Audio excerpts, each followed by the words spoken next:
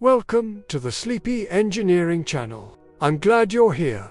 Get comfortable, settle into your pillows, adjust your blankets, and let yourself relax. Tonight, we're going on a journey through the fascinating history of human innovation, not with excitement or drama, but with the calm, gentle exploration perfect for drifting off to sleep. Each night on this channel, we explore a different technology, a different piece of engineering that has shaped our modern world. We'll trace its origins from the earliest experiments and curious minds, through decades or even centuries of refinement and innovation, to the sophisticated systems we rely on today. These aren't just stories about machines and inventions, they're stories about human ingenuity, about problems solved one small step at a time, about the persistent belief that we can build something better. Tonight's topic is the Dubai city. Over the next few hours, we'll discover a number of fascinating facts about how this city came to be. You don't need to stay awake for all of it. In fact, the whole point is that you won't. Let my voice become background, a gentle companion as you drift towards sleep. If you wake during the night, the story will still be here, continuing its patient exploration through history and innovation. There's no test tomorrow. No need to remember every detail, just relax and let the story wash over you. So close your eyes if you'd like. Breathe deeply, and let's begin our journey into the dusty world of the Dubai city. Long before the glittering towers and boundless ambition, there was only sand and sea. The story of Dubai begins not in our modern era, but thousands of years ago, in a time when survival itself was an art form. Deep in the desert, beneath layers of golden sand and the weight of centuries, lies a place called Saruq al-Hadid. This archaeological site, discovered relatively recently, has opened a window into a world that existed 5,000 years ago. Here, among the dunes, archaeologists have uncovered something remarkable. Iron tools, delicate jewelry, fragments of pottery, and weapons that speak of sophisticated craftsmanship. These aren't simple artifacts. They tell us that this harsh landscape was once a crossroads, a meeting point for traders and craftsmen who understood the value of what lay beneath their feet and what could be carried across great distances. The land that would become Dubai was never isolated. Even in the Bronze Age, when much of the world was still finding its way, this corner of the Arabian Peninsula hummed with activity. Trade routes stretched like invisible threads across the desert and over the waves, connecting distant civilizations. Bronze, that precious alloy of copper and tin, moved through these lands. Merchants from Mesopotamia, from the Indus Valley, from places whose names have been lost to time. They all knew these shores. The creeks and inlets provided safe harbor. The desert, though unforgiving, could be crossed by those who knew its secrets. Dubai's ancestors were the facilitators, the middlemen, the keepers of routes that brought wealth and knowledge from one end of the ancient world to the other. To live in such a place required more than courage. It demanded wisdom passed down through generations. The Bedouin people, the original inhabitants of these desert lands, developed survival techniques that seem almost miraculous when you consider the environment they called home. Water, the most precious resource of all, had to be found and conserved with meticulous care. They learned to read the desert like a book, understanding which plants indicated underground water sources, how to navigate by the stars when the sun became too intense, and how to move with the rhythms of the seasons. Their tents were designed to be both portable and perfectly adapted to the climate, providing shade during the scorching days and warmth during the surprisingly cold desert nights. Every aspect of their existence was refined over centuries into an elegant system of survival, a deep knowledge of the land that sustained them. But the desert was only half of the story. The other half belonged to the sea. The Arabian Gulf, with its turquoise waters and hidden dangers, became a highway for those brave enough to master it. Early maritime navigation here was a skill that bordered on mysticism. Without modern instruments, without GPS or detailed charts, sailors learned to read the water itself. They understood the currents, the way the wind shifted with the seasons, the patterns of stars that wheeled overhead during long nights at sea. They built dhows, those beautiful wooden vessels with triangular sails that still grace Dubai's waters today. These ships were perfectly designed for the Gulf's conditions, able to navigate shallow waters and withstand the occasional fury of storms. Pearl diving, fishing, and trade by sea became as essential to life here as the desert caravans, creating a culture that looked both inward to the land and outward across the endless blue. When it came time to build, the people of this region turned to what nature provided. The sea offered coral stone, formed over millennia from the skeletons of tiny creatures, compressed and hardened into a material that could be cut and shaped. Gypsum, found in the surrounding areas, could be heated and ground into a plaster that held stones together and created smooth surfaces. These weren't merely convenient materials. They were perfectly suited to the climate. Coral stone, with its porous nature, helped regulate temperature, keeping interiors cooler during the day and releasing stored warmth at night. The buildings constructed from these natural materials breathed with the environment rather than fighting against it. There was an inherent wisdom in this architecture, a recognition that survival meant working with nature's patterns rather than attempting to dominate them. And perhaps nowhere is this wisdom more evident than in the development of the wind tower, or Burj as it's known locally. Long before air conditioning, before electricity itself, the people here discovered a principle of passive cooling that's still admired by architects today. The wind tower is an elegant solution to an intense problem. Rising above the roofline of a traditional house, these towers catch even the slightest breeze from any direction. The design channels air downward into the living spaces below, and as the air descends, it cools. Sometimes water features were placed at the base of these towers, adding moisture that made the air even more refreshing.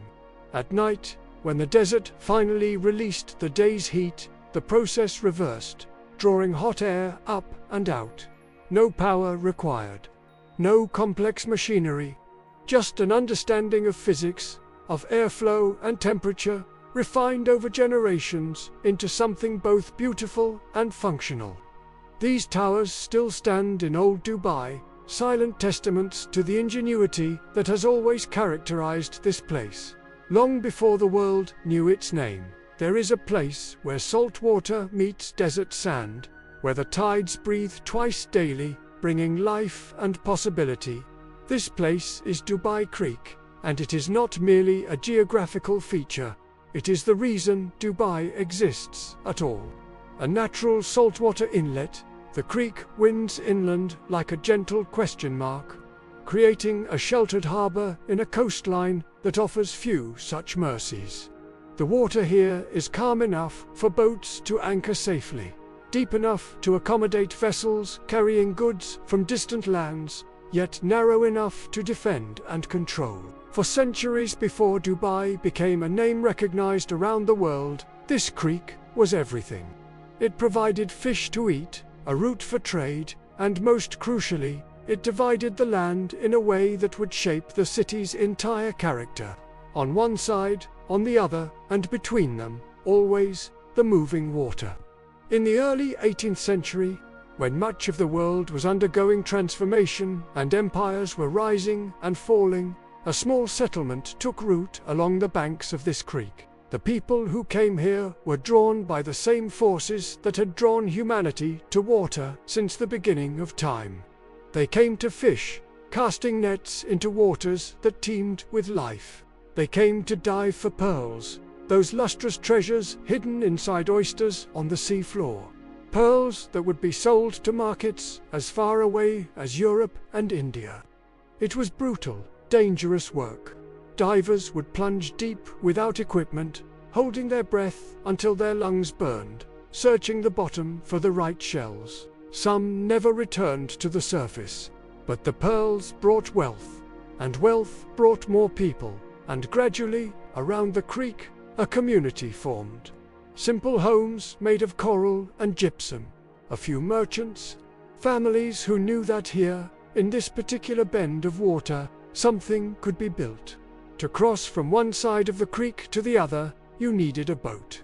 And so the Abra was born, or perhaps it had always been there, evolving from older designs into the perfect form for this particular place. These small wooden vessels, hand-built by craftsmen who learned their trade from fathers and grandfathers, became the lifeblood of movement in early Dubai.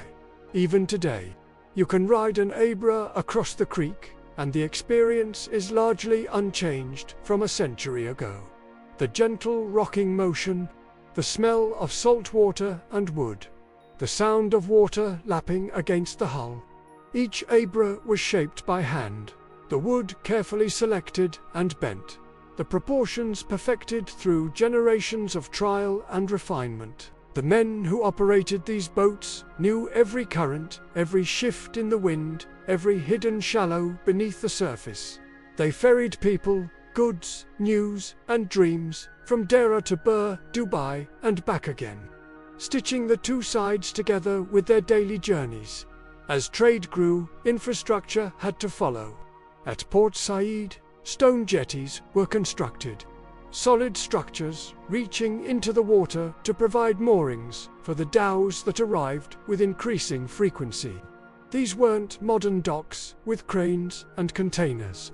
They were simpler, but no less important, built from local stone, heavy blocks that could withstand the constant push and pull of tides. These jetties allowed larger vessels to unload their cargo safely. Dhows from Persia brought carpets and dried fruits. Ships from India carried spices and textiles. Others came from East Africa with timber and ivory. The jetties became gathering places where merchants negotiated in multiple languages, where news from distant ports was exchanged along with goods, where the rhythm of trade became the rhythm of life itself. You could stand at Port Said and watch the world come to Dubai, one dhow at a time. The creek naturally created two distinct areas, and each developed its own character while remaining inextricably linked to the other. On the northern bank, Dera grew into a bustling commercial center. On the southern bank, Burj Dubai became the heart of the old city, where ruling families built their homes and the administrative center took shape. But both were trading centers, both thrived on commerce, and both understood that their fortunes were tied together. The competition between them was friendly, each side trying to attract the best merchants, build the finest souk, offer the most advantageous terms. But it was the kind of competition that lifts everyone, that creates energy and innovation. Dera and Burj Dubai were twins, different in personality but born from the same source, the creek that gave them both life and purpose. In Dera, the spice souk emerged as a marvel of practical design. Spices are delicate things. Too much humidity and they clump, lose their potency, become worthless. Too dry, and they turn to dust. The merchants and builders of the spice souk understood this intimately. The architecture they created was specifically designed to control humidity, using thick walls, strategic positioning, and natural ventilation to maintain the perfect environment for these precious goods. Walking through the spice souk, even now, is an experience that overwhelms the senses. Mountains of saffron, bright as sunset, cardamom pods in burlap sacks, dried roses for tea, cinnamon sticks bundled together. The air itself is perfumed, a mixture of 1,000 scents that somehow becomes a single, unforgettable aroma. The narrow covered walkways keep out the harsh sun while allowing air to circulate. Every detail of the space was designed by people who understood both commerce and climate, who knew that preserving the quality of goods was as important as selling them. Not far away, the textile souk told a similar story of architectural intelligence meeting commercial necessity. Here, multi-story warehouses were constructed from gypsum, their walls thick enough to insulate the fabrics inside from heat and moisture. Bolts of silk from China, cotton from India, wool from Persia, all of it needed to be stored carefully, protected from the elements that could damage fibers and fade colors. The warehouses rose several stories high, an impressive sight in a city where most buildings were sea-level. Inside, merchants displayed their wares on different floors, creating vertical marketplaces where buyers could climb narrow stairs to find exactly what they sought. The smell of new fabric, the texture of different weaves, the negotiations conducted in the cool shadows of these solid buildings, all of it was part of Dubai's daily rhythm, part of how the city earned its living and its reputation. Meanwhile, the fish market operated on completely different principles, but with the same attention to practical detail. Fish, of course, cannot be stored the way spices or textiles can. Fish demands immediate attention, quick sale, constant cooling. The solution was simple but effective. Concrete slabs were constructed and ice was brought in. Precious ice in a desert city, and the fish were laid out on these cold surfaces. The ice slowly melted through the day, the water running off through carefully designed channels, and the fish stayed fresh enough to sell. Early in the morning, the catch would arrive, boats pulling up to the market's edge, their holds full of the sea's bounty. By afternoon, everything would be sold, the slabs cleaned, ready for the next day's catch. It was a cycle as reliable as the tides, a system that fed the city and employed hundreds, all centered around those concrete slabs and the ice that kept them cold. As trade flourished, currency became increasingly important. The Coins Museum, though it would not exist as a formal museum until much later, preserves the evidence of the many different currencies that flowed through early Dubai. Merchants had to be shrewd money changers, understanding the relative values of rupees, rials, pounds, sterling, and countless other coins from nations near and far. Some coins were silver, some gold, some copper, some bore the faces of distant rulers. Others were stamped with Arabic calligraphy or intricate geometric patterns. Each transaction required knowledge, trust, and often negotiation about which currency would be accepted and at what rate. The coins themselves are beautiful objects, tiny works of art, but they were also the tools that made trade possible, the universal language that allowed a Persian merchant and an Indian trader and a local pearl diver to do business together. And then there was gold. The gold trade didn't begin immediately, but when it did, it transformed Dubai yet again. In Dera, merchants began specializing in gold jewelry and bullion. The reasons were many. Gold held its value across borders and centuries. It was portable, desirable everywhere, resistant to decay. Dubai's location made it ideal as a trading post, and its relatively free market approach attracted dealers who might have faced heavier regulations elsewhere. The gold souk grew, shop by shop, until entire streets glittered with the metal in every form imaginable. Necklaces, thick as rope, delicate filigree work, heavy bangles, and rings set with precious stones. Raw gold bars for investment. The windows blazed with reflected light, and the weight of gold in those shops was measured in tons. It became part of Dubai's identity, this connection to gold, this reputation as a place where the precious metal flowed freely and fortunes could be made by those who understood its mysteries. The creek had created a city. Now that city was becoming something more, something that would shine far beyond its banks. Before the discovery of oil, before the world's attention turned to Dubai for its black gold, there was a different kind of wealth here. It was the wealth of human ingenuity, of communities that built beauty and security in the harshest of environments. The story of this era is written in stone and gypsum, in the buildings that still stand as monuments to a time when everything had to be earned through cleverness and sweat. Among these monuments, perhaps none is more significant than Al Fahidi Fort, built in the year 1787. Imagine that date for a moment. The American Constitution was being written. The French Revolution was just 2 years away. And here, on the edge of the Arabian desert, beside a creek that most of the world had never heard of, people were constructing a fortress. Al Fahidi Fort was not built for show. It was built for survival, for defense, for the practical purpose of protecting the growing settlement from threats that came from both land and sea. The walls were thick, constructed from coral stone, and held together with mortar made from crushed shells and sand. These walls could withstand attack, but they served another purpose too. Their thickness provided insulation, keeping the interior cool even when the sun beat down mercilessly outside. The fort was positioned strategically, offering views of the creek and the surrounding area, allowing watchers to spot approaching danger long before it arrived.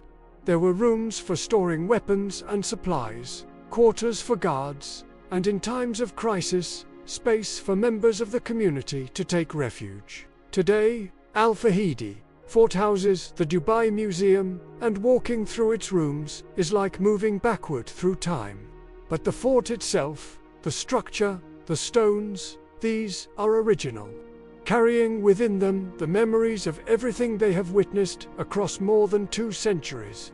Not far from the fort, a neighborhood grew that would become one of Dubai's most cherished historical treasures. The Bastakia Quarter, named after the Bastok region of Iran, from which many of its early residents came, is a maze of narrow lanes and traditional courtyard houses. What makes these homes special, what makes them architectural marvels, are the wind towers that rise from their rooftops. We spoke earlier about the principle of passive cooling, and here in Bastakia, you can see it perfected. Each house was designed around a central courtyard, an open space that served as the heart of the home. The rooms faced inward toward this courtyard, creating privacy from the street outside. Above, the wind towers stood like sentinels, their 4-sided openings facing every direction to catch whatever breeze might be moving. The air flowed down through the tower, cooled as it descended, and spread through the rooms below.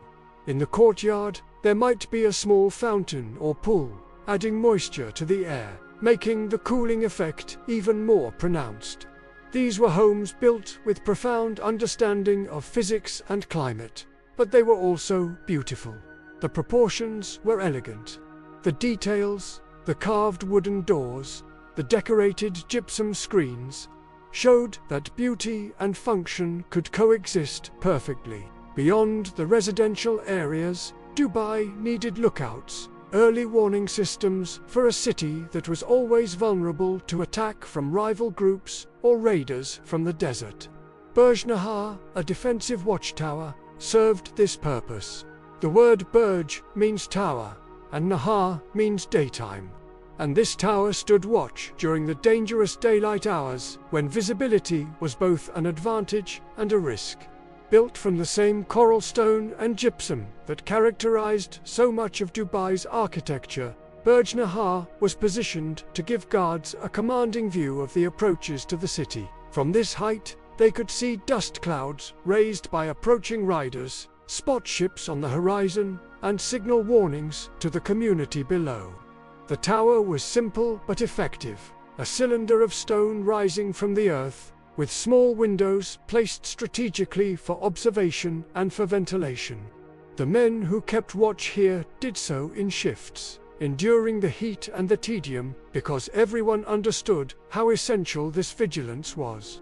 A watchtower is only as good as the people who man it, and Burj was manned faithfully, year after year, standing as a silent promise of protection.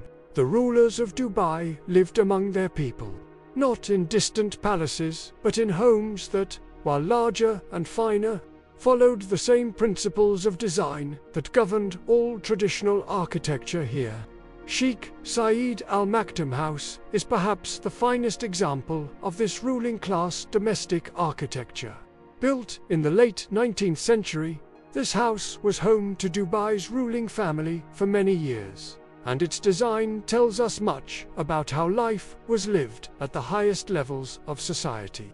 The house is organized around multiple courtyards, not just one. These courtyards created separate areas for different functions. For family gatherings, for receiving guests, for the women of the household, for children to play. Each courtyard was like a small world unto itself, open to the sky but protected by walls from the outside. The rooms surrounding these courtyards had high ceilings, which allowed hot air to rise away from the living spaces. The windows were fitted with screens made of carved gypsum, creating patterns that let air pass through while maintaining privacy and reducing the glare of sunlight. Walk through Sheikh Saeed Al Maktoum House today, and you can feel how it must have been. The cool shadows, the play of light through the screens, the sound of water from a courtyard fountain, the sense of serenity despite the harsh world outside. In the Shindiga area, another historic house demonstrates how sophisticated Royal Dubai's architecture had become. Al Shindiga House was designed with what we might call thermal intelligence. The gypsum used in its construction was not just structural, it was part of the thermal management system. Gypsum has interesting properties when it comes to heat. It absorbs warmth slowly during the day, preventing the interior from heating too quickly.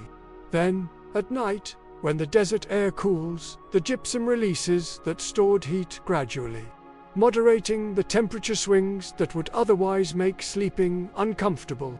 The walls of Al Shindiga House were thick, sometimes 2 feet or more, creating substantial barriers between the living spaces and the outside environment. The house also employed the traditional courtyard design, and like other high-status homes, it had rooms arranged to take advantage of seasonal changes in the sun's position. In summer, one set of rooms would be used, positioned to stay cooler. In winter, the family might shift to rooms that captured more warmth. This wasn't automatic or technological. It required knowledge and intention, a kind of living with your environment rather than against it. Even the ruler's court, where official business was conducted and important decisions were made, relied on passive cooling through the use of Burj wind towers. This was a public building, a place where merchants might come to settle disputes, where representatives from other emirates or foreign traders might be received, where the governance of a growing city happened daily. It needed to be impressive, but it also needed to be comfortable, because business conducted in sweltering heat is business that goes badly. The wind towers on the ruler's court were among the finest in Dubai. Tall and well constructed, positioned to capture maximum airflow. Inside, the main meeting rooms were spacious and high-ceilinged, with the cooled air from the towers circulating constantly. The building made a statement. It said that Dubai's rulers understood sophistication, that they could create spaces that were both functional and elegant, that they led a city that was modern in its thinking, even if it relied on traditional methods. The ruler escort stood as evidence that you didn't need electricity or imported technology to create comfort and dignity. But a city is more than its buildings. A city is its people, and people need education. In 1912, Al Ahmadiyya School opened its doors, becoming one of the first formal schools in Dubai. Before this, education had been informal, conducted in mosques or in the homes of learned men who taught small groups of boys to read the Quran and learn basic mathematics. Al-Ahmadiyya school represented something different, something more structured and ambitious. The building itself was traditional, with a courtyard and rooms arranged around it. But inside these rooms, a new generation was being shaped. Boys, and eventually girls, in separate institutions, learned classical Arabic, religious studies, mathematics, history. They learned penmanship, the beautiful flowing script that Arabic calligraphy requires. They memorized poetry and studied the great texts of Islamic civilization. The school had rules and schedules, examinations and standards. Some of the students who passed through Al-Ahmadiyya school would go on to become leaders of the emirate, businessmen who would guide Dubai through its oil boom, educators who would build the modern school system. The building still stands, preserved now as a museum of education. Its wooden desks and slates and books carefully maintained, a reminder that investment in mines is as important as investment in infrastructure. To understand life before oil, you must understand pearling, because pearling was the economic engine that drove everything. The heritage and diving village recreates the pearling camps that existed all along this coast. The temporary settlements where divers and their families would live during the pearling season. These weren't comfortable places.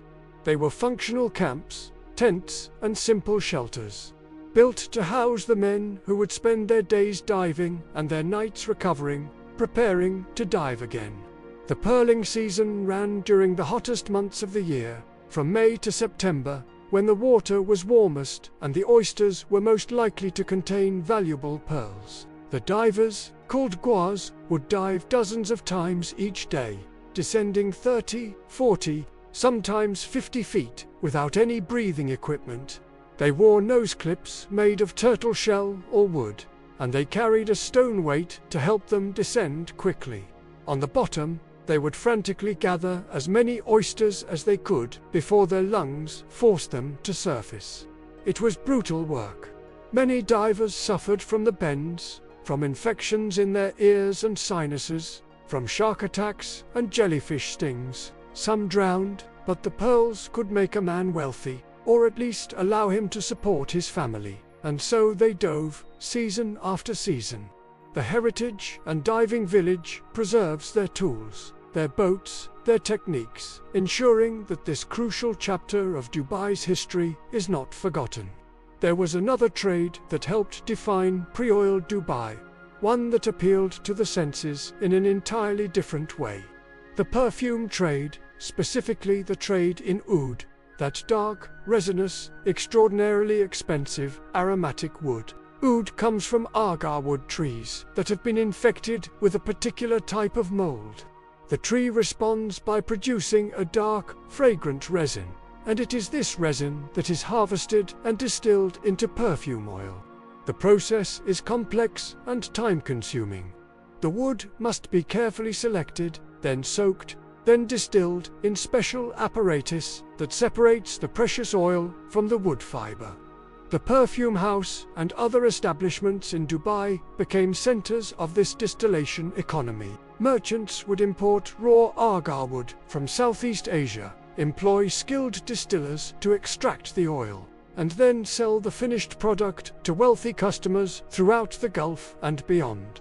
Oud was and remains one of the most expensive raw materials in perfumery, sometimes worth more than gold by weight. In Royal Dubai, the perfume trade represented sophistication, connection to broader trade networks, and the kind of specialized knowledge that could turn raw materials into luxury goods. The scent of oud in the souk, mixed with rose oil and amber and sandalwood, created an olfactory identity for the city, a signature that visitors would remember long after they departed.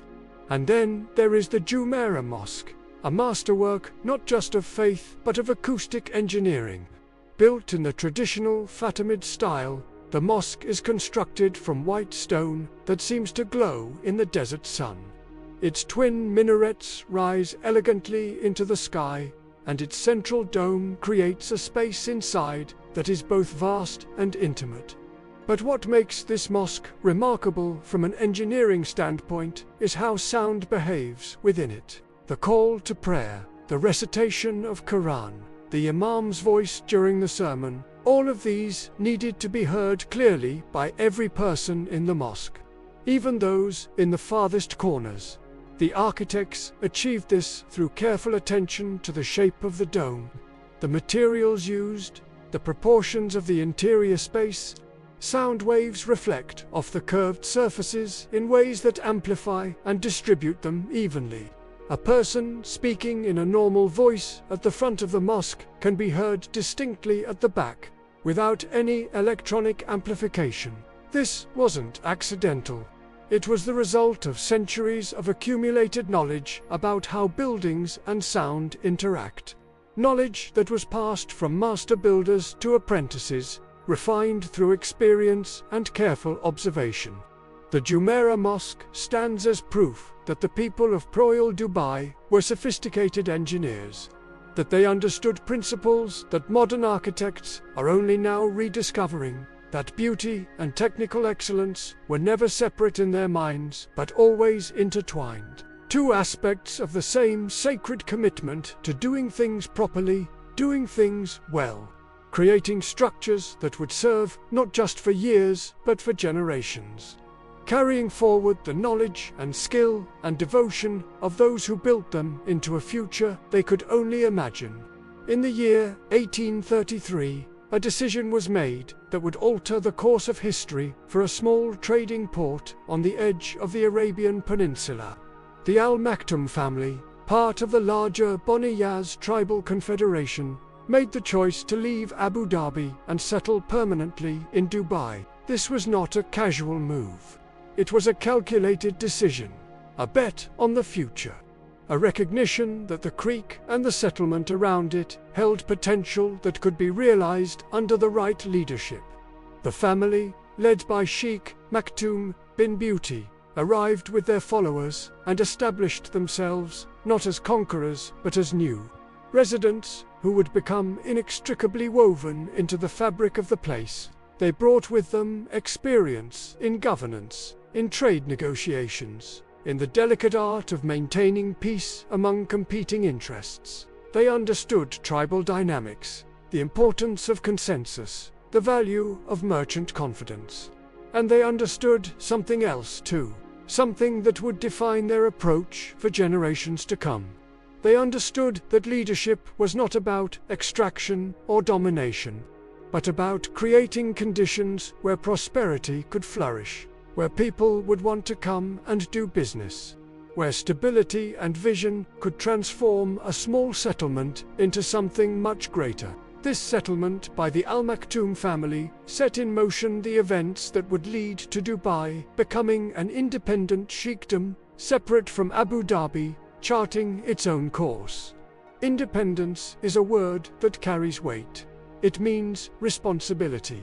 It means that your successes are your own, but so are your failures. For Dubai, independence meant the freedom to make decisions based on what was best for the creek, for the merchants, for the growing population that called this place home. It meant the ability to set tax policies that encouraged trade, to negotiate directly with foreign powers and trading companies, to create a legal and commercial framework that reflected local needs and ambitions. The rulers of Dubai exercised this independence carefully, understanding that a small sheikhdom had to be smart, had to be welcoming, had to offer something that larger, more powerful neighbors did not. They made Dubai a place where deals could be struck on a handshake, where merchants from different backgrounds were treated fairly, where the rule of law, as they understood it, was consistent and predictable. This reputation for reliability, for keeping promises, for creating a business-friendly environment. This became Dubai's greatest asset in the years before oil would change everything. But it was, perhaps with Sheikh Rashid bin Saeed Al Maktoum, that the true scope of the Al Maktoum vision became clear. Sheikh Rashid assumed leadership at a time when the world was changing rapidly, when the old ways were being challenged by new technologies and new possibilities. The pearling industry, which had sustained Dubai for so long, was in decline, devastated by the invention of cultured pearls in Japan. The economy needed to be reimagined, and Sheikh Rashid was the person to do it. He was a man of remarkable foresight, able to see decades into the future and make decisions in the present that would bear fruit long after. He walked among his people, visiting the souk, talking to merchants, understanding their challenges and their dreams. He traveled abroad to places that were already modernizing, studying their successes and their mistakes. And he began to form a vision of what Dubai could become. Not just a trading port, though it would always be that, an international city, a place connected to the world, a hub where goods and people and ideas would flow freely. He understood that this transformation would require investment on a scale that Dubai had never attempted before. It would require borrowing money, taking risks, building infrastructure that might seem excessive for a small sheikdom, but would be essential if that sheikdom hoped to grow. And so Sheikh Rashid did something that must have seemed audacious, even reckless, to some observers. He began strategic borrowing before oil wealth had arrived, before there was any guarantee that the money could be repaid. He borrowed to dredge the creek deeper, allowing larger ships to enter. He borrowed to build roads where there had only been sand tracks. He borrowed to expand the port facilities, to install modern equipment, to create the foundations of what would become a world-class trading center. This was not reckless gambling. This was calculated risk-taking based on a clear understanding of what was necessary. Sheikh Rashid believed that if you built the infrastructure, if you created the capacity, the business would come. And he was right. Even before significant oil revenues began flowing, Dubai was positioning itself as the most modern, most accessible port in the region. Ships that might have gone elsewhere began choosing Dubai because it was easier, faster, more efficient. The borrowed money was being paid back, not through oil, not yet, but through increased trade, through port fees, through the economic activity that modern infrastructure made possible. It was a masterclass in leadership, in understanding that sometimes you must spend money to make money. That investment precedes return. That vision without action is merely dreaming. But Sheikh Rashid's planning went far beyond ports and roads. He understood that true modernization required planning, required thinking systematically about how a city should develop. Early modernization planning, under his guidance, addressed not just commerce, but quality of life. He established planning committees, brought in experts and consultants, looked at how other successful cities had managed their growth.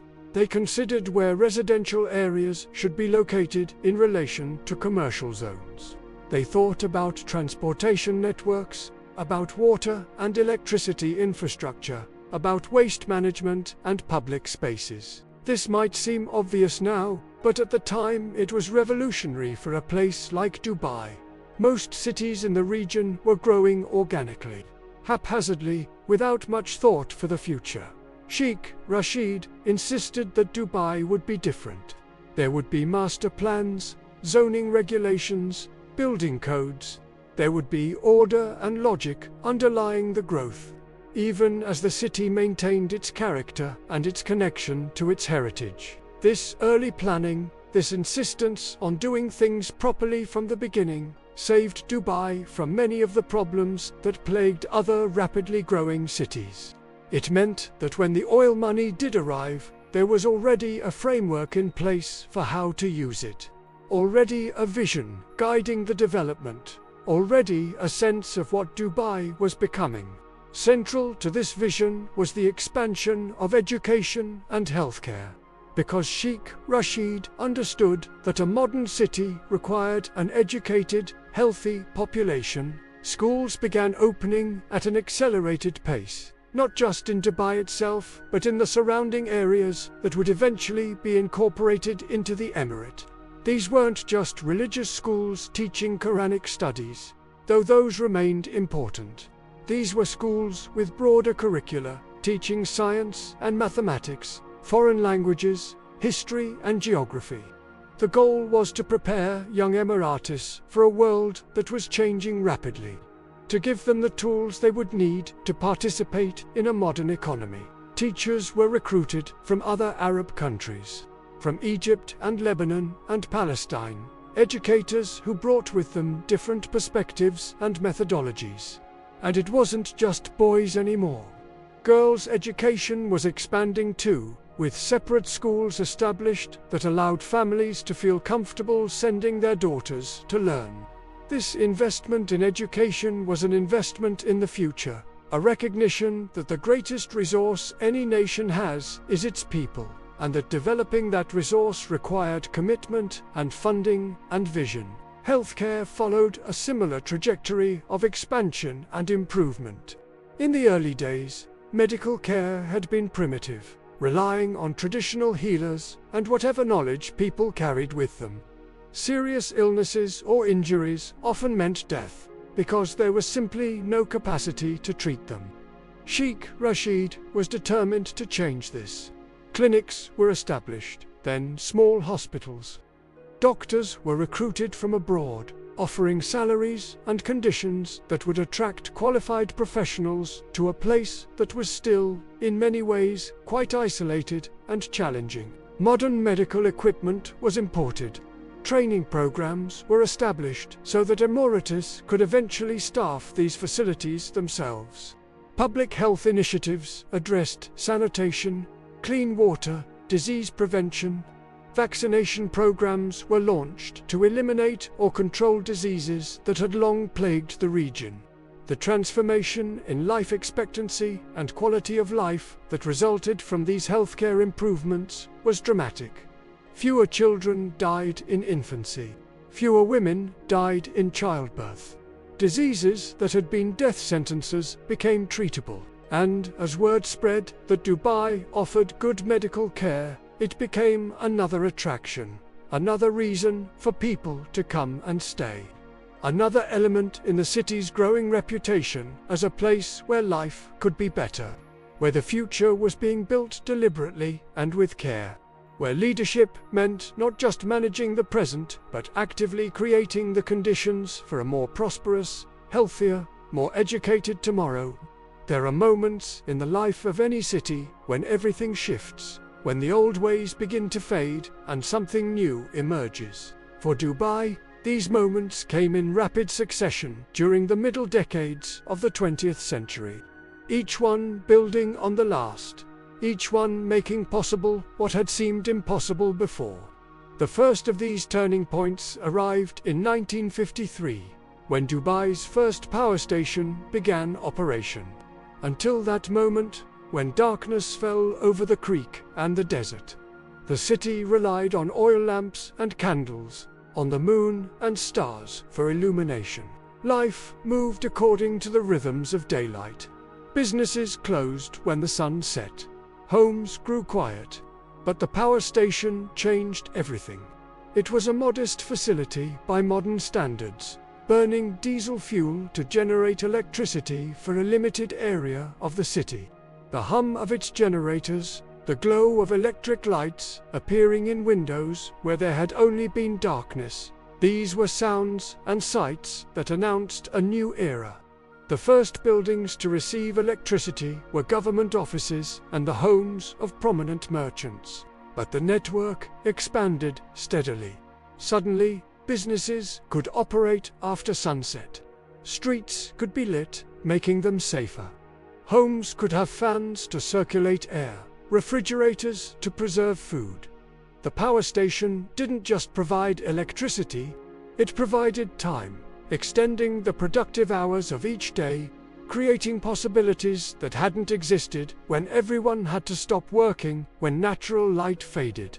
3 years later, in 1956, another crucial piece of modern infrastructure fell into place. The first telephone exchange opened, and with it, instant communication became possible across distances that had previously required a messenger or a journey. The telephone exchange was a complex piece of equipment for its time, with operators manually connecting calls by plugging cables into switchboards. To make a call, you would pick up the receiver and wait for the operator to ask who you wished to speak with. The operator would then physically connect your line to the other person's line, and you could talk, hearing their voice in real time, despite being miles apart. For merchants, this was transformative. Deals could be negotiated without face-to-face meetings. Information about ship arrivals, about prices in other markets, about opportunities and problems. All of this could be shared instantly. For families, it meant being able to hear the voices of loved ones who were traveling or working in other locations. The telephone exchange might seem quaint now, when everyone carries a device capable of connecting them to billions of people worldwide. But in 1956 Dubai, it was nothing short of miraculous. It shrank distances, accelerated commerce, and connected the city to the wider world in ways that had never been possible before. Healthcare infrastructure took a major leap forward in 1958 with the opening of Al Maktoum Hospital. This wasn't a clinic or a small treatment center. This was a proper hospital, with multiple departments, surgical facilities, beds for patients who needed extended care, and a staff of trained doctors and nurses. Before Al Maktoum Hospital, serious medical emergencies often meant traveling to other countries for treatment. If travel was even possible, many people simply suffered or died from conditions that could have been treated with proper facilities and expertise. The hospital changed this equation. It had an emergency department that operated around the clock. It had operating theaters equipped with modern surgical instruments and sterilization equipment. It had a maternity ward where women could give birth with medical supervision, dramatically reducing the dangers of childbirth.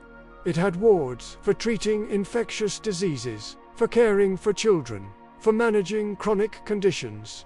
The doctors who worked there came from various countries, bringing with them knowledge and experience from different medical traditions. And crucially, Al Maktoum Hospital began training local healthcare workers, creating a foundation for what would eventually become a sophisticated healthcare system staffed increasingly by Emiratis themselves. The hospital's white walls and its green crescents became symbols of hope. Places where healing was possible, where modern medicine was accessible to those who needed it. By 1963, the creek was no longer enough. The two sides of Dubai Dira on the north and Burj Dubai on the south were both growing rapidly, and the Abra boats, charming as they were, couldn't handle the increasing traffic. The solution was Al Garhoud Bridge, Dubai's first bridge spanning the creek. The construction of this bridge was an engineering challenge unlike anything Dubai had attempted before. The creek was a working waterway, with dhows and boats constantly moving through it. The bridge had to be high enough to allow these vessels to pass beneath, while being strong enough to carry vehicles across. Engineers designed an opening bridge, a drawbridge that could be raised when tall-masted dhows needed to pass through. The construction required imported steel, skilled workers, careful planning and execution. When Al Garhoud Bridge finally opened, it was more than just a convenient crossing. It was a statement. It said that Dubai was capable of complex, modern engineering projects. It said that the city was thinking about connectivity, about making movement easier, about binding its two halves together more firmly.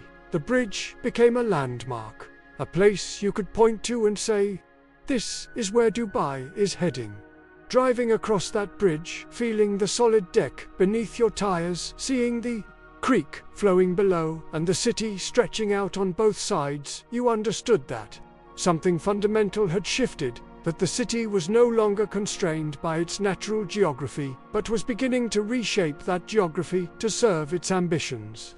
In 1965, another landmark appeared, one that would become an enduring symbol of Dubai's emergence. The Dera Clock Tower was erected at a major intersection, its white column rising into the sky with 4 clock faces, ensuring that the time was visible from every direction. Clock towers have a long history in cities around the world, serving as both practical timepieces and civic monuments. The Dera Clock Tower served both purposes. In a city that was modernizing rapidly, where businesses needed to coordinate schedules and appointments, having a prominent public clock was genuinely useful. But more than that, the clock tower was a marker, a gathering point, a reference that everyone in Dubai knew. Meet me at the clock tower. The shop is 2 blocks past the clock tower. It anchored that part of the city, giving it an identity. The tower's design was simple but elegant, reflecting a modernist aesthetic that was popular in the 1960s. At night, it was illuminated, its white surface glowing, the clock faces lit so they could be read from a distance. The Dera Clock Tower became one of the most photographed structures in early modern Dubai, appearing in countless images as a symbol of the city's progress. It represented punctuality, modernity, civic pride, and it still stands today, though now surrounded by buildings that dwarf it. A small reminder of a time when a clock tower was impressive, when just having public infrastructure of this kind was something to celebrate. The following year, 1966, brought another crucial development in Dubai's transportation infrastructure. Al Ittihad Road, a proper highway, was constructed, connecting different parts of the emirate with a modern roadway designed for vehicles rather than camels and pedestrians. Before Al Ittihad Road, getting from one area to another often meant navigating sandy tracks that were difficult when dry and impossible when wet. Vehicles would get stuck. Journey times were unpredictable. The new highway changed everything. It was paved with asphalt, smooth and reliable. It had multiple lanes, allowing traffic to flow efficiently. It connected residential areas to commercial zones, linked Dubai to other emirates, and made it possible to imagine a city that sprawled beyond the immediate area around the creek. The construction of Al Ittihad Road required significant investment and imported expertise. But the returns were immediate. Businesses could transport goods reliably. People could commute to work from greater distances. The city could expand outward, knowing that transportation infrastructure would support that expansion. Highways might not seem romantic, but they are the arteries of modern cities, and Al Ittihad Road was among the first of these arteries, pumping life and possibility into areas that had previously been isolated and undeveloped. Perhaps no single piece of infrastructure was more essential to Dubai's future than what arrived in 1967. The first desalination plant at Al Awir began producing fresh water from seawater, solving what had always been Dubai's most fundamental challenge. Water. In the desert, water is life, and Dubai had never had enough of it. Wells provided some groundwater, but it was brackish and limited. Rainwater was collected when it fell, but rain in Dubai is rare and unpredictable. As the population grew, as businesses expanded, the water crisis became increasingly acute. The desalination plant at Al Awir was the answer.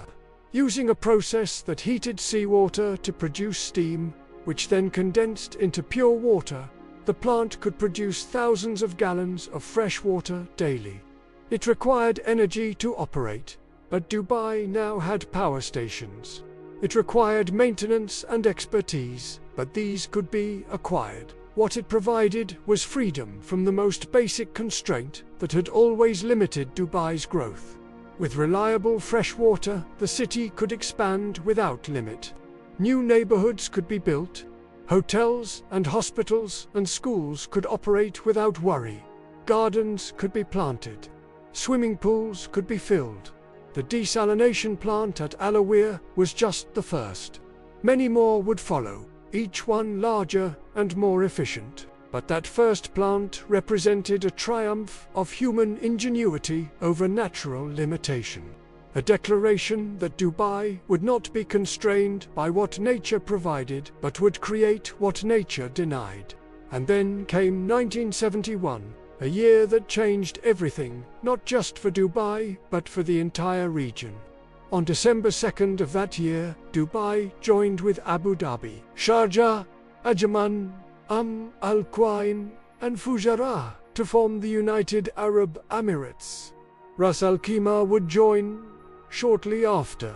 This was federalization, the bringing together of separate sheikdoms into a single nation. It was a delicate process, requiring negotiations about power sharing, about how resources would be distributed, about what powers would be retained by individual emirates, and what would be ceded to the federal government. For Dubai, joining the UAE was a strategic decision. It provided security, strength in numbers at a time when the region was still finding its post-colonial footing.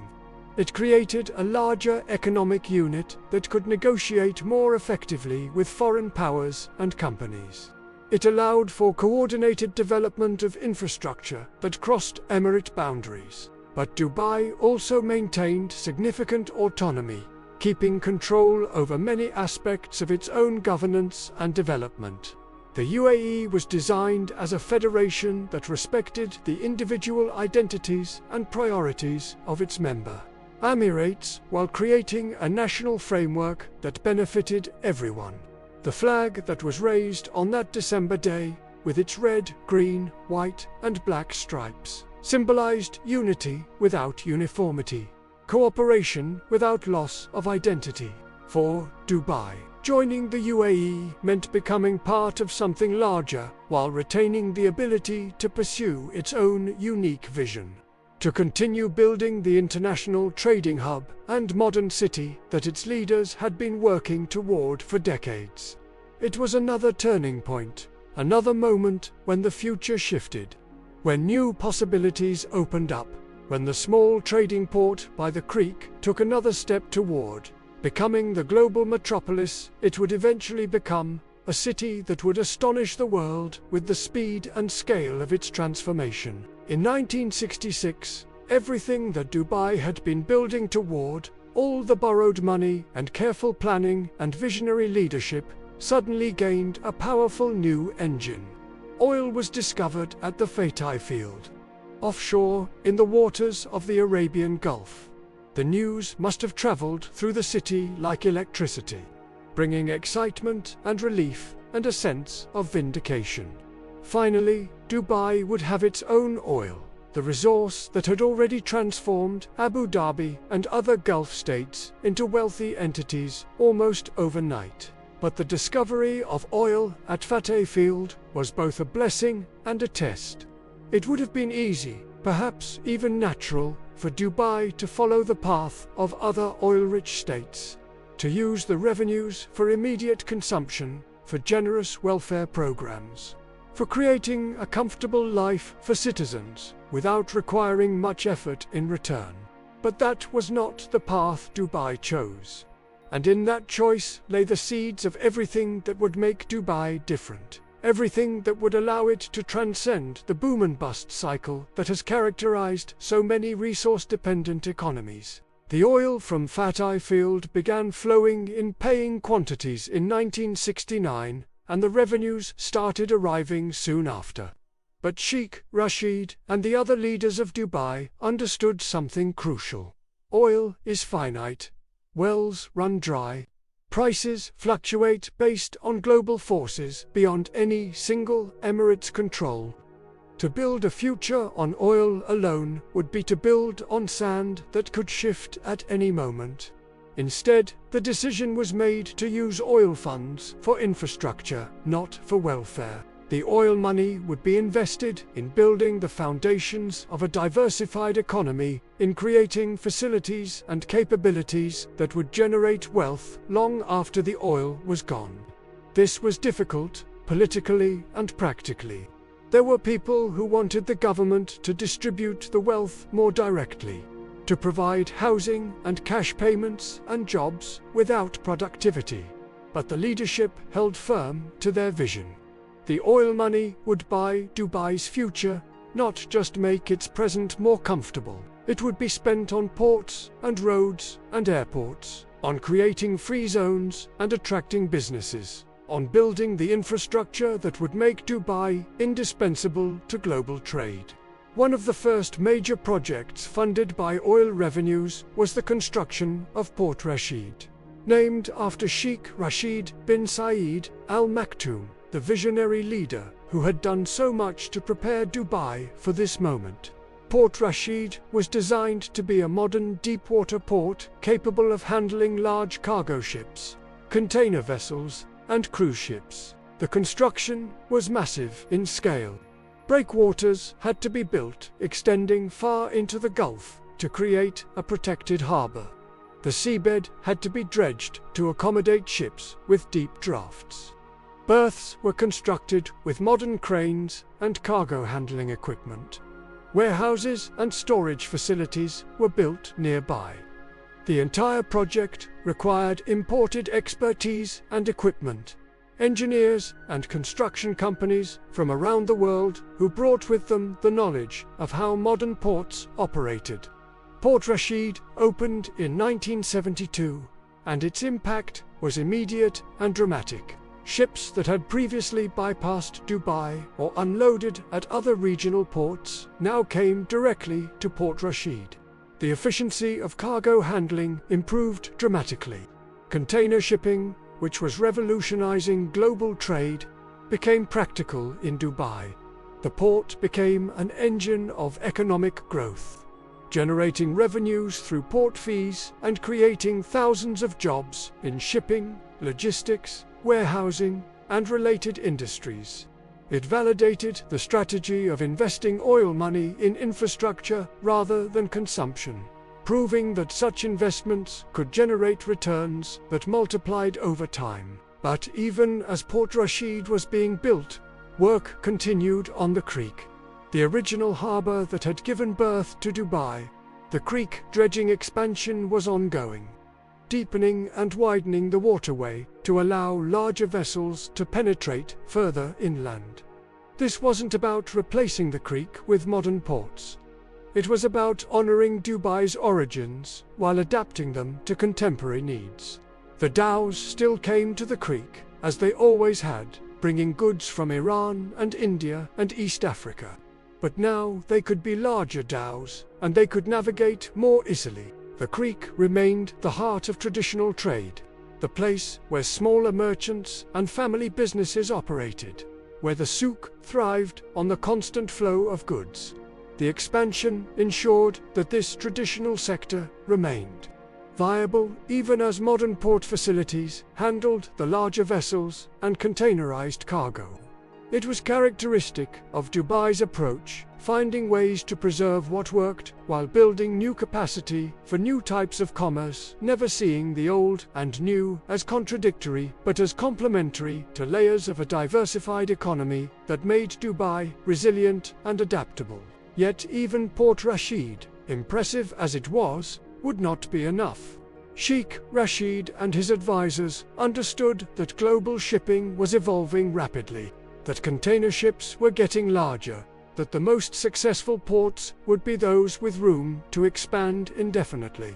And so, in an act of almost breathtaking ambition, the decision was made to build an entirely new port further down the coast.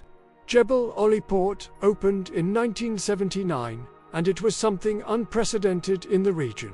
Built on a massive scale from the beginning, with room for expansion that seemed almost excessive, Jebel Ali was designed to be one of the largest ports in the world. The harbor was enormous, capable of accommodating the biggest ships afloat. The cargo handling facilities were state-of-the-art, and crucially, there was land nearby, vast tracts of empty desert that could be developed for industrial use, for warehousing, for the kind of supporting infrastructure that modern ports require. Critics said it was too big, that Dubai was overreaching, that there would never be enough traffic to justify such a massive investment. But Sheikh Rashid had studied the trends. He understood where global shipping was heading. He knew that if you built the capacity, if you offered efficiency and competitive pricing, the ships would come. And they did. Jebel Ali Port began attracting shipping lines looking for a hub that could serve the entire Gulf region, the Indian subcontinent, East Africa, and beyond. Within a few years, the port that had seemed excessive was already expanding, adding more berths, more cranes, more capacity. But Jebel Ali was more than just a port. Adjacent to the port facilities, Dubai created something innovative that would become a model copied around the world. The Jebel Ali Free Zone was established, offering foreign companies extraordinary incentives to set up operations there. In the Free Zone, companies could have 100% foreign ownership, something that was prohibited in most of the UAE. They could repatriate all profits without restriction. They paid no corporate taxes. They paid no personal income taxes. Customs duties were waived for goods moving through the zone. The bureaucracy was streamlined, making it easy to establish a business quickly. And they were located right next to one of the world's largest ports, with excellent connectivity to global markets. The Jebel Ali Free Zone attracted global firms at a rate that surprised even its creators. Manufacturing companies set up facilities to serve regional markets. Logistics companies established distribution centers. Trading firms created regional headquarters. The Free Zone became a buzzing hive of international business, with companies from dozens of countries operating side by side. It generated employment, brought expertise and technology to Dubai, created business relationships that strengthened Dubai's position in global trade networks. And perhaps most importantly, it demonstrated that Dubai's economy didn't depend on oil, that the emirate could create wealth by facilitating the wealth creation of others, by being the place where business was easiest, where the infrastructure was best, where the vision was clearest. While ports were crucial for maritime trade, Dubai's leaders understood that the future belonged increasingly to air transport. Dubai International Airport had existed in basic form since 1960, but it was modest, handling primarily regional flights and a relatively small number of passengers. With oil revenues providing capital, the airport underwent massive expansion. New runways were constructed. A modern terminal building was erected with capacity far beyond Dubai's immediate needs. Cargo facilities were built to handle air freight, which was becoming increasingly important for high-value, time-sensitive goods. The airport was equipped with the latest navigation and safety equipment. International airlines were courted, offered attractive terms to add Dubai to their routes. Duty-free shopping was introduced, creating a revenue stream and making the airport more attractive to passengers. The expansion of Dubai International Airport was not just about accommodating more flights. It was about positioning Dubai as a connection point, a place where passengers and cargo from Europe could transfer to flights heading to Asia, Africa, or Australia. Dubai's geographic location, roughly equidistant from Europe and Asia, made it ideal as a hub. An 8-hour flight could reach most of Europe, East Africa, or South Asia. The expanded airport made this potential reality.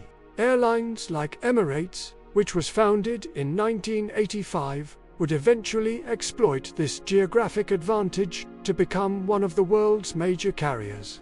But the foundation was laid earlier, in the 70s and early 80s. When oil money was invested in runways and terminals, and the infrastructure of global aviation connectivity, and through all of this, through the ports and the free zones and the airport expansion, Dubai was becoming something that its founders in the early 19th century could never have imagined.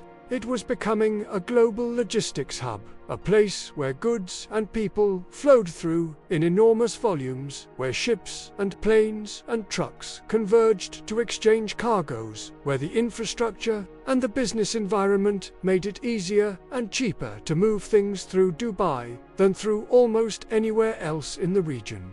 This wasn't accidental. This was the result of decades of planning and investment, of understanding what role Dubai could play in the global economy. The Emirate couldn't compete with large nations on population or natural resources beyond oil, but it could compete on efficiency, on infrastructure quality, on ease of doing business, on strategic location, and so that's what it did. The oil revenues made it possible to build all of this quickly, to compress into a single decade developments that might have taken generations elsewhere. But the vision had been there before the oil. The planning had been there.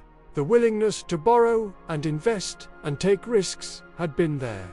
The oil accelerated everything, provided the fuel for rapid growth, but it didn't create the direction that had been set years earlier by leaders who understood that Dubai's future lay not in extracting resources from the ground, but in facilitating the movement of resources and goods and people across the region and the world, in being indispensable not for what it produced, but for what it enabled, for the connections it created, for the efficiency it offered, for the vision it pursued with single-minded determination, even when others doubted, even when the scale of investment seemed excessive, even when the future was uncertain, but the commitment to building that future was absolute and unwavering.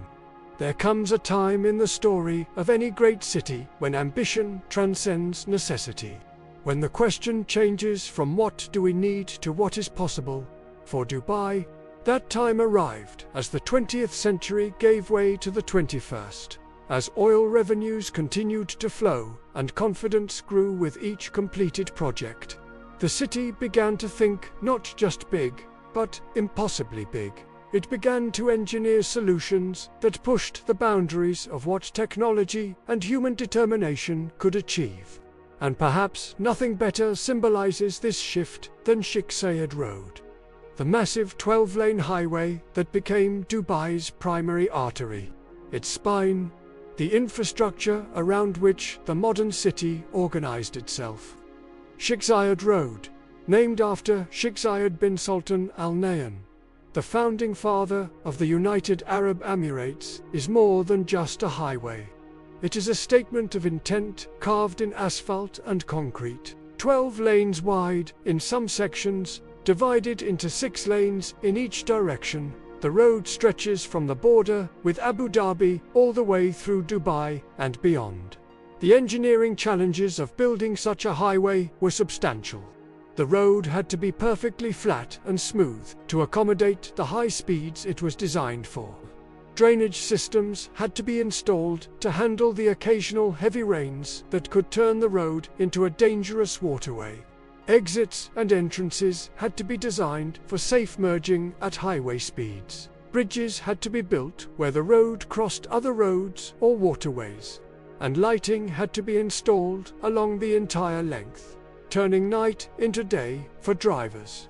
But beyond the engineering, Sheikh Zayed Road became something else entirely. It became the address of prestige. The skyscrapers that would define Dubai's skyline, the Emirates Towers, the Burj Khalifa, countless hotels and office buildings, they all rose along Sheikh Zayed Road. The highway became a showcase, a place where architecture competed for attention, where each new building tried to be taller or more distinctive than the last. Driving along Sheikh Zayed Road, especially at night, when the buildings are illuminated and the traffic flows like rivers of light, you experience Dubai's ambition made manifest its refusal to be constrained by conventional thinking about what a city should be. But even as cars dominated the roads, Dubai's planners were thinking about alternatives, about how to move large numbers of people efficiently without adding more vehicles to already crowded streets.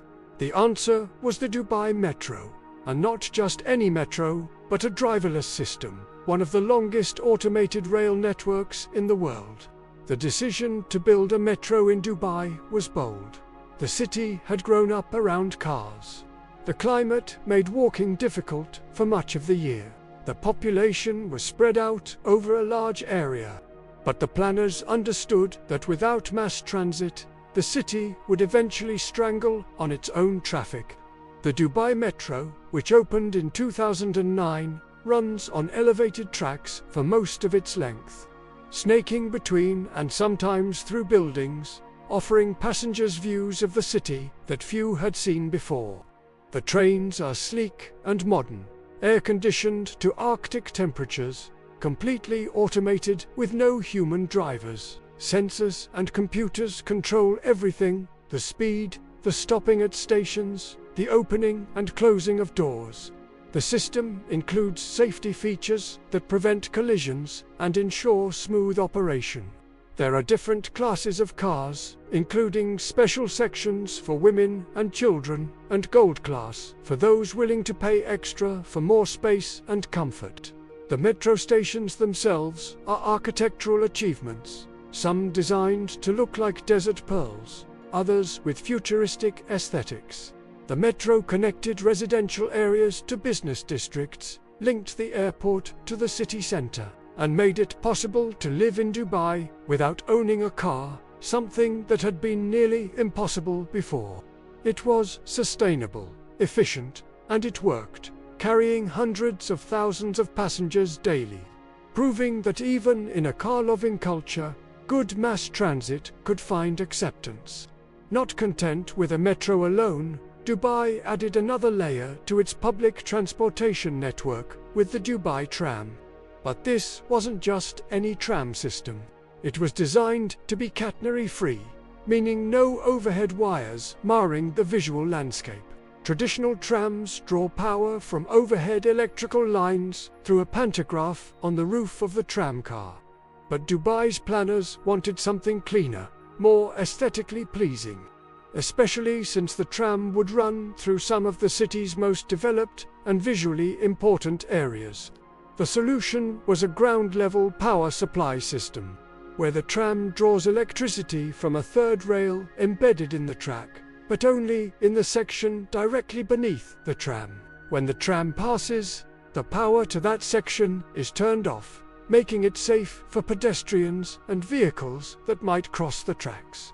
This technology was complex and expensive, but it allowed the tram to glide through neighborhoods without the visual clutter of overhead wires. Maintaining the clean, modern aesthetic that Dubai prized, the tram connects to the metro, creating an integrated transportation network where passengers can move seamlessly between different modes of transport, where the journey from home to work might involve a combination of tram, metro, and walking, all coordinated through smart cards and integrated ticketing systems.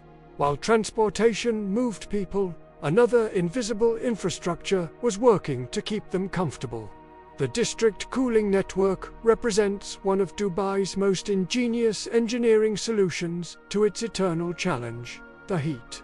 Traditional air conditioning requires each building to have its own chiller system, consuming enormous amounts of electricity and creating heat islands where the waste heat from thousands of air conditioning units makes the outdoor environment even hotter. District cooling works differently.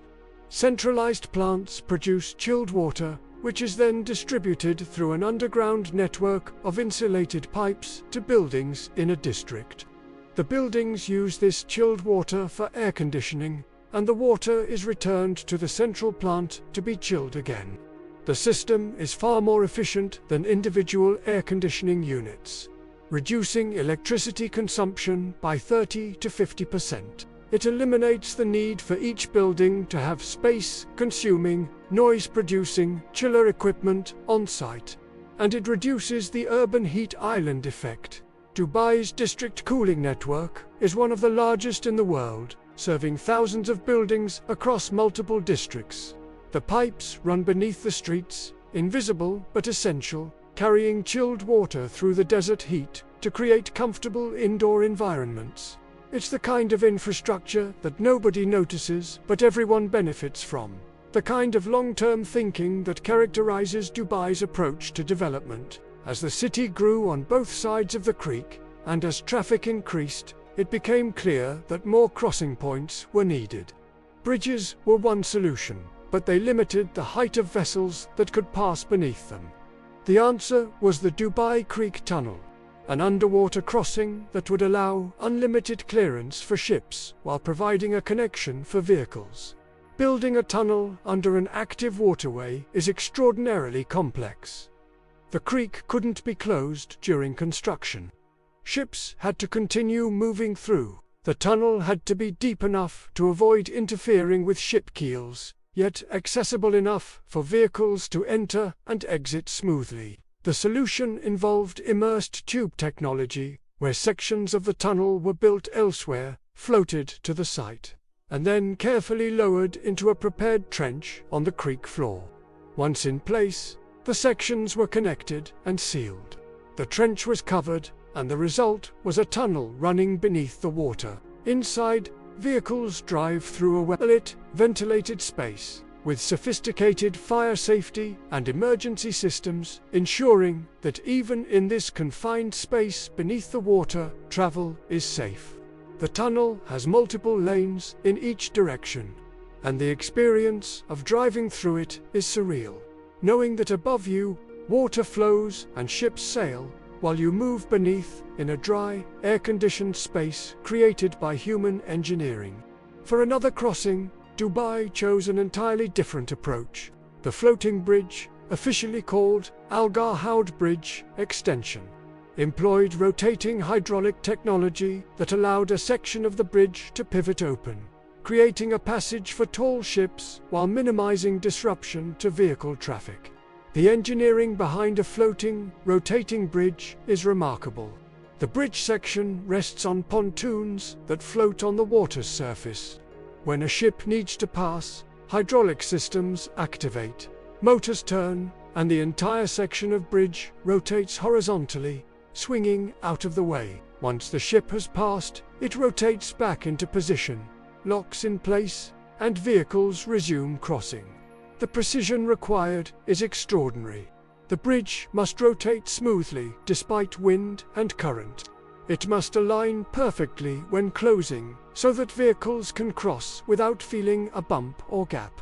The hydraulic systems must be powerful enough to move the massive weight of the bridge structure, yet controlled enough to do so gently. The floating bridge represented Dubai's willingness to adopt novel engineering solutions, to try approaches that hadn't been extensively tested elsewhere, to innovate rather than simply copying what other cities had done. Not all of Dubai's bridges needed such complex mechanisms, but they still pushed engineering boundaries. The Maiden Bridge, with its dual-deck design, carries 8 lanes of traffic on 2 levels, an upper deck and a lower deck, maximizing capacity within a relatively compact structure. The bridge is a cable-stayed design, with towers rising high above the roadway and cables radiating down to support the deck. At night, the bridge is illuminated, the cables lit in patterns that change colors, turning the structure into a piece of public art. But it's not just beautiful, it's functional, carrying tens of thousands of vehicles daily, connecting parts of the city that would otherwise require long detours to reach each other. The dual-deck design was necessary because of the volume of traffic, but it also created an aesthetic challenge. 2 levels of roadway could easily look heavy and ungainly. The engineers and architects worked together to ensure that despite its size, the Maiden Bridge remained elegant, that its proportions were balanced, that it added to rather than detracted from the cityscape. Dubai's relationship with the sea extended beyond ports and trade.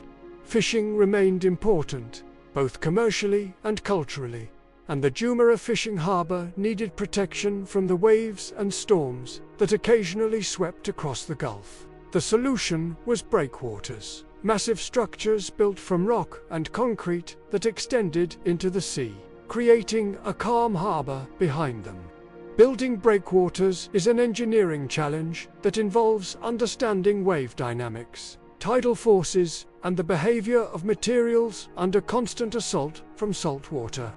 The breakwaters at Jumeirah were constructed by first placing large rocks on the seabed to create a foundation, then building up layers of progressively smaller rocks, and finally capping the structure with concrete tetrapods, those strange four-legged concrete shapes that interlock to dissipate wave energy.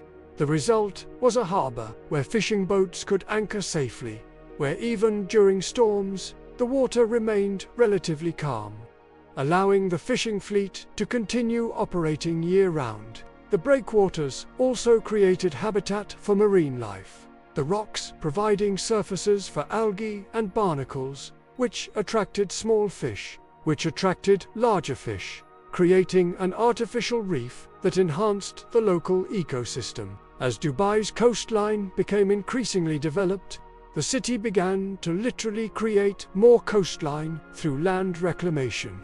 Blue Waters Island is one of the most visible examples of this technology. The island was built by dredging sand from the sea floor and depositing it in a carefully designed shape, creating new land where there had been only water. The process required specialized dredging ships that could vacuum sand from the bottom, transport it through pipes, and spray it into place. As the sand accumulated, it was compacted and shaped. Seawalls were built round the perimeter to protect the new land from erosion. Then the real work began, installing utilities, building roads, constructing buildings. Blue Waters Island was designed as a mixed-use development with residential buildings, retail spaces, restaurants, and a major attraction that would put it on the global map. That attraction was Ain, Dubai, the Dubai Eye, a Ferris wheel of staggering proportions. When it opened, it was the world's tallest observation wheel, standing over 800 feet high. The engineering required to build such a structure was immense. The wheel itself is supported by 4 massive legs anchored deep into the island. The rim of the wheel is a steel structure weighing thousands of tons, assembled on site from pieces that were fabricated elsewhere and shipped to Dubai. The cabins that carry passengers are climate-controlled pods, each capable of holding dozens of people, offering 360-degree views of the city, the sea, and the desert beyond. The wheel rotates slowly, taking nearly 40 minutes to complete one revolution, giving passengers time to absorb the views and take photographs. The mechanical systems that turn the wheel, that load and unload passengers, that ensure safety, are redundant and sophisticated. Ain Dubai isn't just an amusement ride. It's a feat of engineering, a tourist attraction, and a symbol of Dubai's determination to have the biggest, the tallest, the most impressive examples of whatever category of structure it attempts. But even Ain Dubai pales in ambition compared to Dubai's most famous engineering achievement, the Palm Jumeirah, an artificial island built in the shape of a palm tree, visible from space, a project so audacious that when it was first proposed, many engineers said it couldn't be done. The palm consists of a trunk, a crescent, and 17 fronds, creating a shape that added miles of new beachfront property to Dubai's coastline. The construction required moving over 100 million cubic meters of sand and rock. Specialized GPS-guided dredging ships worked 24 hours a day, precisely placing sand to create the shape. The sand was compacted using a technique called vibrocompaction, where massive vibrating probes were driven into the sand to compress it to the density of land that had existed for centuries. The crescent breakwater that surrounds the palm and protects it from waves required millions of tons of rock, quarried in the UAE's mountains and transported to the site, where each piece was placed individually to create an interlocking structure. The precision required was extraordinary. The palm's shape had to be exact, and it was accurate to within centimeters across kilometers of construction. Buildings rose on the fronds, luxury hotels and resorts on the crescent, and a monorail was built, running along the trunk to transport residents and visitors. The Palm Jumeirah succeeded not just as engineering, but as real estate, attracting buyers from around the world who wanted to live on this impossible island, this triumph of human will over nature's limitations. And if the Palm Jumeirah seemed impossible, what followed seemed like fantasy. The world islands, an artificial archipelago of 300 islands arranged to form a map of the world, each island representing a different country or region. The project required even more land reclamation than the Palm, even more precise positioning. The islands were shaped and placed according to the map, creating recognizable continents and countries when viewed from above. The ambition was breathtaking.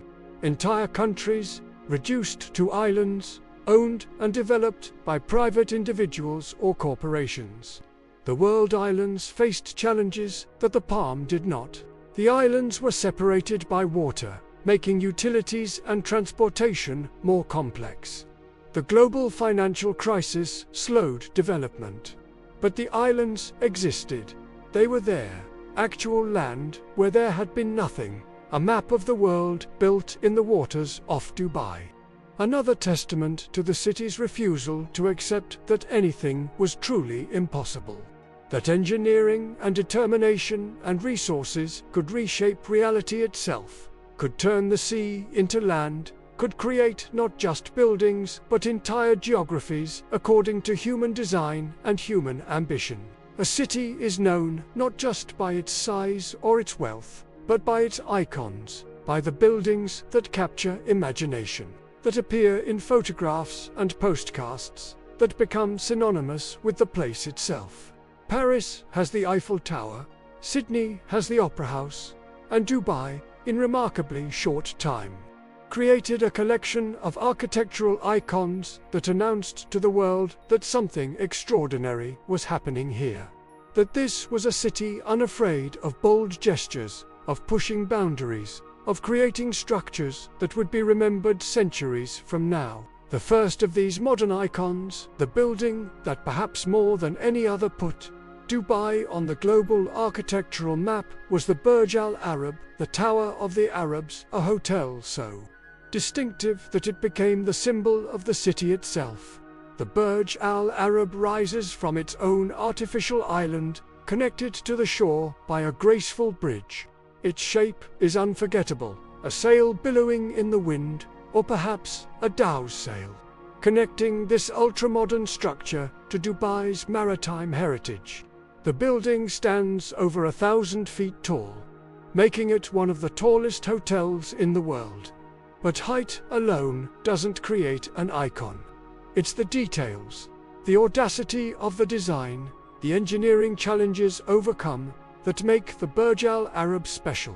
Consider the helipad, which extends from the building like a cantilever platform, suspended in the air without support beneath it. This helipad isn't just functional, allowing helicopters to land and deliver guests or enable dramatic exits. It has become a stage for some of the world's most daring stunts and events. Tennis matches have been played on the helipad, with Roger Federer and Andre Agassi hitting balls while standing hundreds of feet above the ocean. Race cars have been displayed there. The helipad cantilever required careful engineering to ensure it could support the weight of helicopters and people, while being subjected to wind forces at that height. The structure had to be strong enough to be safe, but light enough not to unbalance the building. Inside the Burj Al Arab, the luxury is almost overwhelming. A soaring atrium rises the full height of the building, creating a space so vast that the Statue of Liberty could fit inside it. Gold leaf covers surfaces. Suites are two-story affairs with their own elevators. The level of service and amenity aims to redefine luxury hospitality. But what made the Burj Al Arab truly iconic was its timing and its boldness.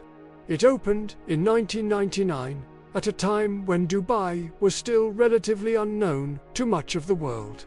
The building announced that Dubai had ambitions beyond being a regional trading hub, that it wanted to compete on the global stage, that it was willing to create something unprecedented to attract attention and establish its reputation. Not far from the Burj Al Arab stands another architectural achievement that demonstrates how form can follow function while creating visual poetry. The Jumeirah Beach Hotel was designed to complement the Burj Al Arab, its wave design mimicking the form of a breaking wave. All curves and horizontal lines in contrast to the vertical thrust of its neighbor. The wave design isn't just aesthetic. The shape creates balconies and terraces that maximize ocean views while providing shade. The curved facade reduces wind resistance, important for a building near the coast where strong winds are common. Inside, the hotel's layout takes advantage of the wave shape, creating rooms that are slightly different from each other, each with its own character determined by where it sits on the curve. From certain angles, particularly from the beach or from the water, the Jumeirah Beach Hotel and Burj Al Arab create a composition. The wave and the sail, water and wind, traditional elements reimagined in contemporary form. The hotel established a pattern that Dubai would follow repeatedly. The idea that major buildings should be more than functional, that they should be recognizable, that their form should tell a story or evoke an emotion. That architecture in Dubai would be as much about creating identity and generating interest as about providing space. But if the Burj Al Arab announced Dubai's arrival, it was the Burj Khalifa that confirmed its status as a city of superlatives, a place where the impossible became routine. The Burj Khalifa, at over 2,800 feet tall, is not just the tallest building in Dubai or in the United Arab Emirates. It is the tallest structure ever built by humans, anywhere, at any time in history. The engineering breakthroughs required to build something so tall were numerous and significant. The foundation alone is a marvel, a massive, reinforced concrete mat over 15 feet thick, supported by piles driven deep into the ground to anchor the building to the bedrock below. The building's shape, a setback design that narrows as it rises, was determined by wind engineering. At such heights, wind forces become the dominant structural concern, more important than the building's own weight. The Y-shaped floor plan, with 3 wings radiating from a central core, provides structural stability while creating the maximum perimeter for windows and views. The exterior is clad in reflective glass and stainless steel panels, creating a shimmering surface that catches the light differently at every hour of the day. Inside, the building contains residences, offices, a hotel, restaurants, and observation decks. The elevators that carry people from the ground to the observation deck travel at extraordinary speeds, yet do so smoothly enough that passengers barely feel the acceleration. At the observation deck level, visitors step out onto platforms that offer views extending for miles in every direction. The desert, the sea, the entire city spread below like a model. On clear days, you can see Iran across the Gulf. The Burj Khalifa solved problems that had never been encountered before. How do you pump concrete to heights where atmospheric pressure is significantly lower? How do you clean windows on a building so tall? How do you provide water pressure to the highest floors? How do you evacuate thousands of people in an emergency? Each question required innovation, new techniques, new technologies. The building took 6 years to construct, involved thousands of workers, and when it opened in 2010, it reset the boundaries of what was considered possible in architecture and engineering. As if competing with itself, Dubai continued creating architectural statements that pushed boundaries in different directions. The Address Beach Resort took the concept of the infinity pool, already a luxury hotel staple, and reimagined it on a scale that seemed almost absurd. The infinity pool at this resort isn't just long, It stretches for hundreds of feet, creating what is among the world's highest and longest infinity pools. Standing in the pool, looking out over the edge where the water seems to merge with the horizon, you're suspended high above the beach and the ocean below. The engineering required to create such a pool at such a height is substantial.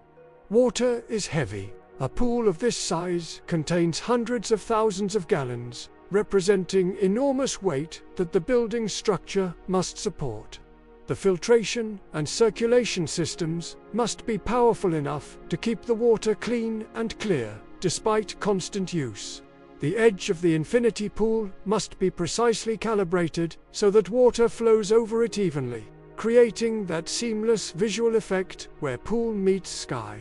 Temperature control is essential, keeping the water comfortable year-round despite the intense heat of summer and the relative coolness of winter. And safety features must be incorporated subtly, ensuring that guests can enjoy the dramatic views without danger. The address Beach Resorts Infinity Pool became instantly famous, appearing in countless social media posts and travel features. Another example of how Dubai creates experiences that people want to share, that generate their own publicity, that contribute to the city's image as a place where luxury and engineering combine to create the extraordinary. For those who wanted to experience height without checking into a hotel, the Skyview Observatory offered another option, one with an added element of courage required. The observatory itself provides panoramic views of the city from a high vantage point. But the real attraction, the feature that generates the gasps and the nervous laughter, is the glass bridge. This bridge extends from the building, cantilevered out over empty space, with a floor made entirely of transparent glass. Walking onto the bridge, you can look down through the glass floor to the ground, far, far below. Every instinct tells you not to step onto the glass, that it cannot possibly support your weight, that you will fall through. But the engineering is sound. The glass is laminated, multiple layers bonded together so that even if one layer cracks, the others hold. The frame supporting the glass is structural steel, massively over-engineered for safety. The glass can support far more weight than will ever be placed on it. But knowing this intellectually doesn't prevent the visceral response, the stomach-dropping sensation of walking on air. The Skyview Observatory glass bridge became a test of nerve, a challenge that visitors took on, photographing themselves and each other as they ventured onto the transparent surface. It represented another aspect of Dubai's approach to attractions, creating experiences that were not just visual but emotional, that engaged people fully, that created memories through the combination of spectacular setting and genuine, if safe, sense of danger. Not all of Dubai's iconic buildings reached for the sky. Some made their statements through form and symbolism rather than height. The Dubai frame is exactly what its name suggests. A massive rectangular frame standing over 400 feet tall, creating a literal window through which to view the city. The concept is brilliant in its simplicity. The frame stands at a location that divides Old Dubai from New Dubai. Standing at the base of the frame and looking through it in one direction, you see the historic districts, the creek, the traditional neighborhoods. Looking through it in the other direction, you see the modern skyline, the towers, the contemporary city. The frame itself is clad in gold-colored panels, making it shine in the sunlight, visible from great distances. Inside the frame, elevators carry visitors to the top, where a glass-floored walkway crosses from one vertical leg to the other. The view down through the glass creates a similar sensation to the Skyview Observatory Bridge, that combination of thrill and safety. But beyond the visitor experience, the Dubai frame works as architectural symbolism. It represents connection between past and future, between old and new. It frames the view, literally asking visitors to consider what they're seeing, to think about the transformation the city has undergone. The Dubai frame doesn't try to be the biggest or tallest. Instead, it succeeds through concept, through the power of its simple, elegant idea executed at a scale that makes it impossible to ignore. And then there is the Museum of the Future, a building so unusual, so distinctive, that it seems to have arrived from another time or perhaps another world. The toroidal design, essentially a ring or torus shape, is unlike any other major building anywhere. The structure has no corners, no straight lines, all curves and flowing surfaces. The exterior is clad in stainless steel panels, and these panels are decorated with Arabic calligraphy. Quotes from Sheikh Mohammed bin Rashid Al Maktoum about the future. The calligraphy isn't just decorative. The windows of the building are the spaces within and around the letters, creating a pattern that is both functional, letting light in, and meaningful, turning the building's skin into text. The engineering challenges of building a toroidal structure are significant. Traditional buildings, with their vertical walls and horizontal floors, follow gravity naturally. A toroidal building fights against these natural lines. Every surface is curved. Every piece of steel, every panel, had to be individually fabricated to fit its specific location. The building appears to float above its base, adding to the otherworldly effect. Inside, the Museum of the Future houses exhibitions about emerging technologies, about artificial intelligence and robotics, and climate solutions and space exploration. The building itself becomes part of the exhibition, demonstrating what's possible when design and engineering combine without constraint. The toroidal design represents infinity, continuity, the endless cycle of innovation and progress. It has no front or back, no beginning or end. It looks the same from every angle, yet different depending on where you stand. The Museum of the Future opened in 2022, instantly becoming one of Dubai's most photographed buildings. Another icon added to a collection that grows with each passing year. Each structure announcing that Dubai sees itself not as a finished product, but as an ongoing experiment. A place where the future is always being imagined and then built. Where the skyline is never complete because there is always another vision to realize, another boundary to push, another way to make people stop and stare and wonder how such things are possible. There is a transformation that happens when a city stops thinking of technology as a tool and begins thinking of it as the foundation of governance itself. Most cities add technology gradually, layering it onto existing systems, using it to make old processes slightly more efficient. Dubai took a different approach. It decided to rebuild governance from the ground up, using technology not just to improve how things were done, but to fundamentally reimagine what government could be, how it could interact with citizens, how it could anticipate needs and solve problems before they became crises. This transformation began at the end of the 20th century and has accelerated ever since, making Dubai one of the most technologically advanced cities in the world, a place where the future of urban governance is being tested in real time. The journey toward technology-driven governance began in earnest in 1999 with the creation of Dubai Internet City. This wasn't just another free zone. It was a declaration that Dubai would become a center for the technology industry, a place where the companies shaping the digital future would want to establish their regional headquarters. The concept was straightforward but revolutionary for the region. Create a physical and regulatory environment optimized for technology companies. Provide world-class telecommunications infrastructure. Offer the same free zone benefits that had worked so well at Jebel Ali. Full foreign ownership, tax exemptions, streamlined bureaucracy, and attract the biggest names in technology to establish presence there. The strategy worked beyond anyone's expectations. Microsoft came, Oracle came, IBM, HP, Dell, Cisco, all the giants of technology established operations in Dubai Internet City. But it wasn't just about attracting foreign companies. Dubai Internet City became an ecosystem, a place where technology professionals could network, where startups could find support and mentorship, where innovation happened through proximity and interaction. The presence of so many technology companies had effects that rippled through Dubai's entire economy. It created demand for skilled workers, driving improvements in education.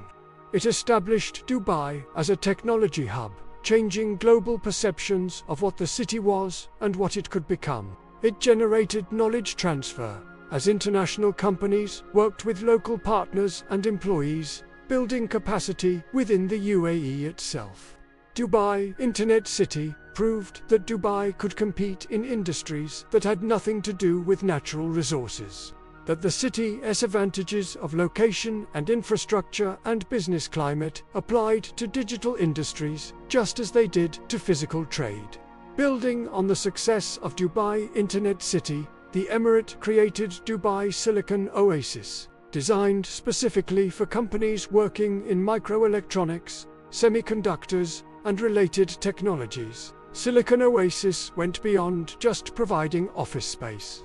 It included fabrication facilities, clean rooms, specialized laboratories, the kind of infrastructure that companies in this industry need but find expensive to build themselves. The zone offered integrated living with residential areas, schools, shopping, and recreation, all within the same development, creating a complete community rather than just an industrial park. The vision was to create an innovation cluster, where companies, research institutions, and talent would concentrate, generating the kind of creative friction that produces breakthroughs. Universities established branches within Silicon Oasis, creating pipelines from education to employment. Research centers collaborated with commercial companies, turning academic discoveries into marketable products. And critically, Silicon Oasis focused on developing Emirati talent in these high-tech fields, ensuring that the knowledge and capability being built would remain in the UAE, would become part of the nation's permanent assets. The pattern continued with Dubai Knowledge Park, focused on education and human resources development. Here, international universities established branch campuses, offering degrees in partnership with their home institutions. Training companies set up operations, providing professional development and certification programs. Educational technology companies tested new approaches to learning.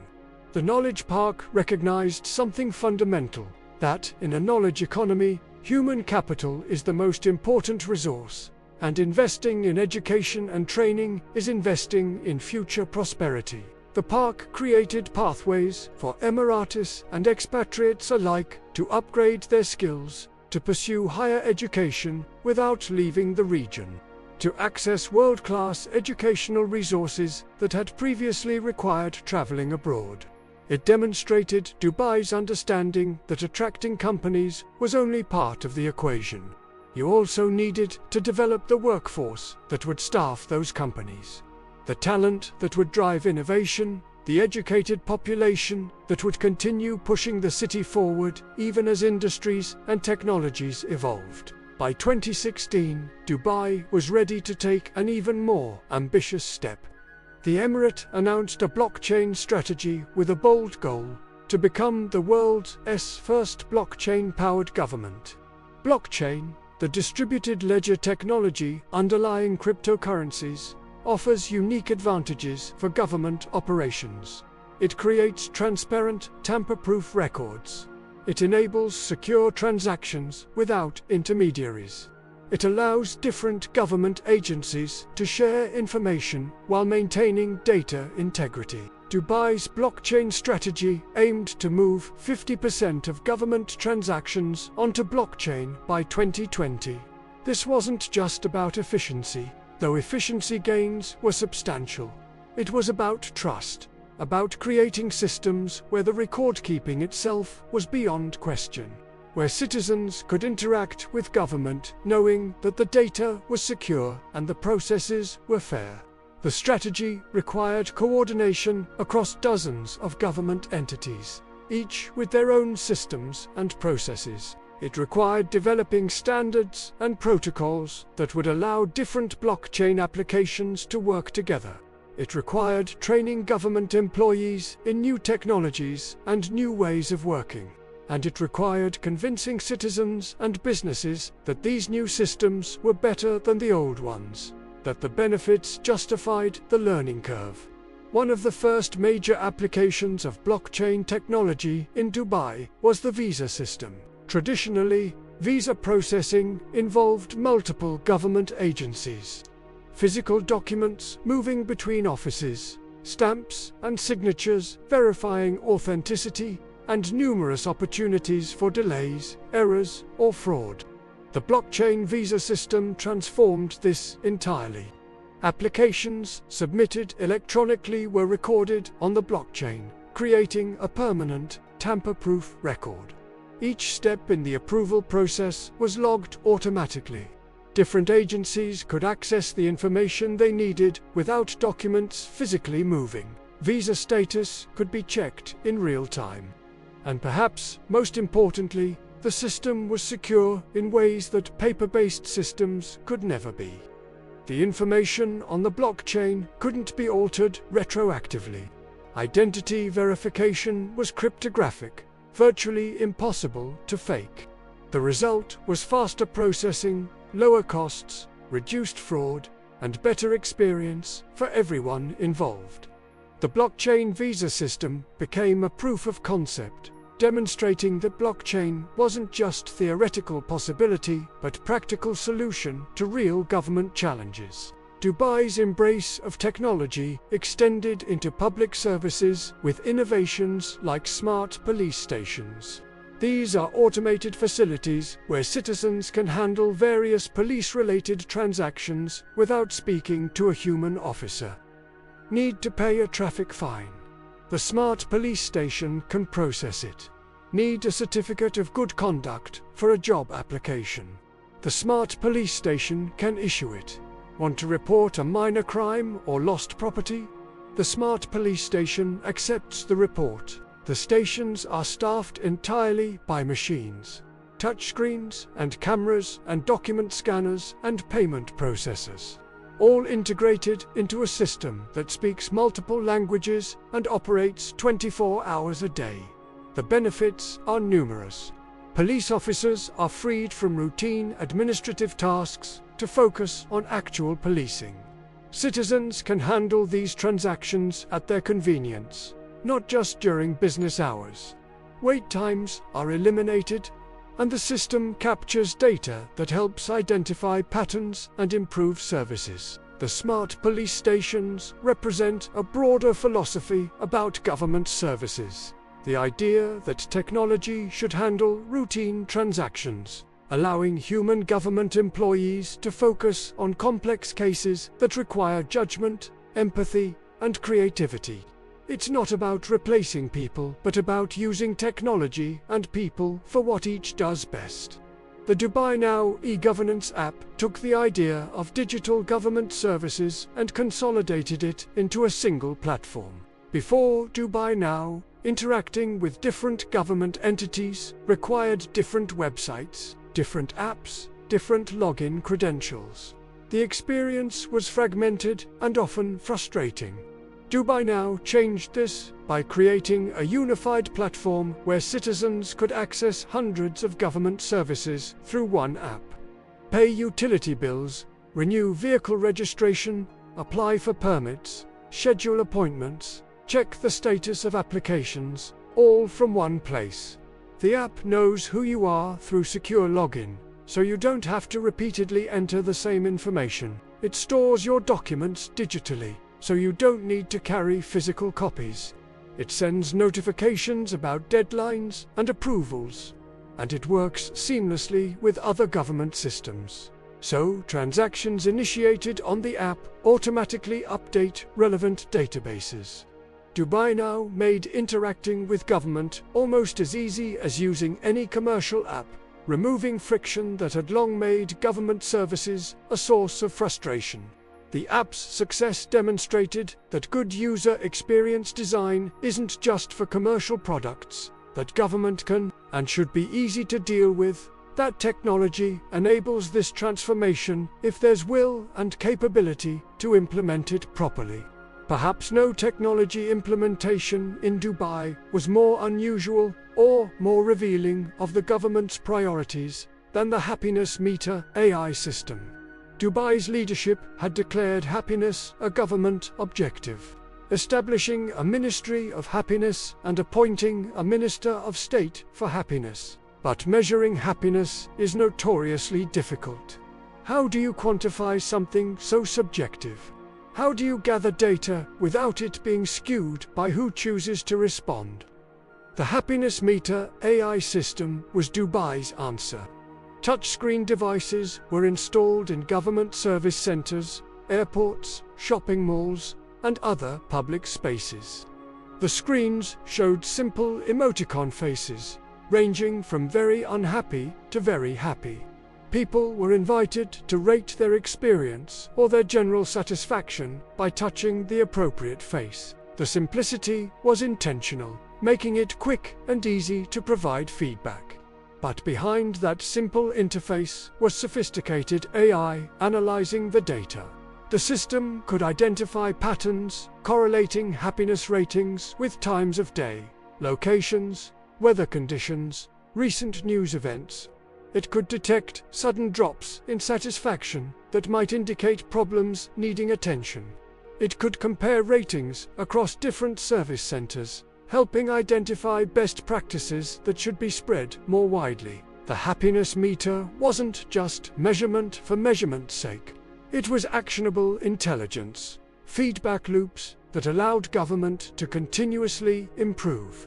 And it sent a message about priorities, that citizen satisfaction mattered, that government existed to serve people's well-being, that even something as seemingly unmeasurable as happiness could be tracked, analyzed, and systematically improved through attention and effort. In 2017, Dubai and the UAE took another unprecedented step. They appointed the world's first Minister of State for Artificial Intelligence. This wasn't a ceremonial position. It was a cabinet-level role responsible for developing and implementing a national AI strategy. The minister's mandate was to ensure that AI was integrated into government operations, that the UAE developed capability in AI research and development, that regulations kept pace with technological change, and that Emiratis were trained in AI-related fields. The appointment signaled that the UAE saw AI not as a future concern but as a present priority, that the country intended to be a leader in AI adoption and innovation, not a follower. Under the AI minister's direction, the government launched initiatives to apply AI across numerous domains. AI was used to analyze traffic patterns and optimize signal timing. AI assisted in disease diagnosis in healthcare facilities. AI helped detect fraud in financial transactions. AI analyzed satellite imagery to monitor urban development and environmental changes. The goal was ambitious: to make the UAE one of the world's leading countries in AI by 2031, measured by government AI adoption, AI contribution to GDP, and the number of AI specialists per capita. The Minister of State for Artificial Intelligence became a symbol of how seriously the UAE took technological transformation. The willingness to create entirely new governmental structures to ensure the country remained at the forefront of technological change. And throughout all of this, Dubai was building the infrastructure that would enable these digital services and smart systems to function. The citywide rollout of 5G networks provided the high-speed, low-latency connectivity that modern technology requires. 5G isn't just faster than 4G, it's qualitatively different, enabling applications that weren't possible before. Autonomous vehicles need 5G's low latency to react in real time. Remote surgery requires 5G's reliability. The Internet of Things, with thousands of sensors and devices communicating constantly, needs 5G's capacity to handle massive numbers of simultaneous connections. Dubai's 5G rollout was comprehensive and rapid, covering not just the main urban areas but extending to industrial zones, ports, and outlying areas. The network was designed to support the smart city applications that Dubai was implementing. The traffic management systems, the utility monitoring, the public safety networks. It provided the invisible infrastructure on which visible innovations depended. And it positioned Dubai to take advantage of whatever came next, whatever applications and services future innovators would develop, knowing that the network capacity and capability would be there to support them. The 5G rollout was infrastructure in the same way that roads and ports were infrastructure. Essential foundations that enabled everything else, investments whose full value might not be apparent immediately, but which would generate returns for decades, creating possibilities that couldn't exist without them, ensuring that Dubai remained not just connected, but hyperconnected, not just modern, but genuinely futuristic in its capabilities and aspirations. In a city built on impossibilities, perhaps the greatest impossibility is making the desert sustainable. Dubai exists in one of Earth's harshest environments. A place where water is scarce, where temperatures regularly exceed 40 degrees Celsius, where the natural ecosystem can support only the most adapted life forms.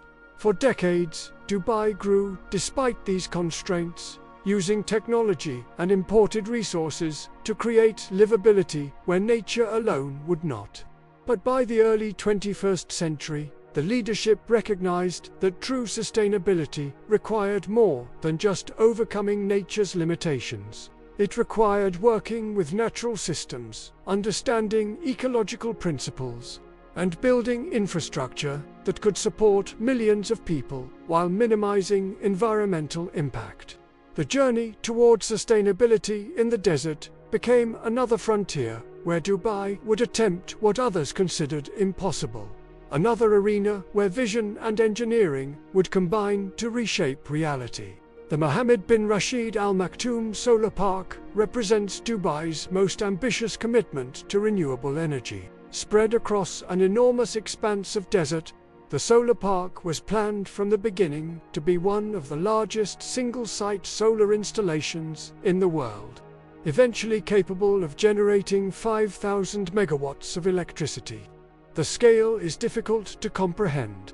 Millions of photovoltaic panels, each capturing sunlight and converting it to electricity, arranged in precise rows that stretch to the horizon.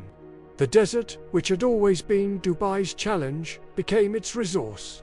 Sunshine, the very thing that makes the desert so harsh and uninhabitable, transformed into power.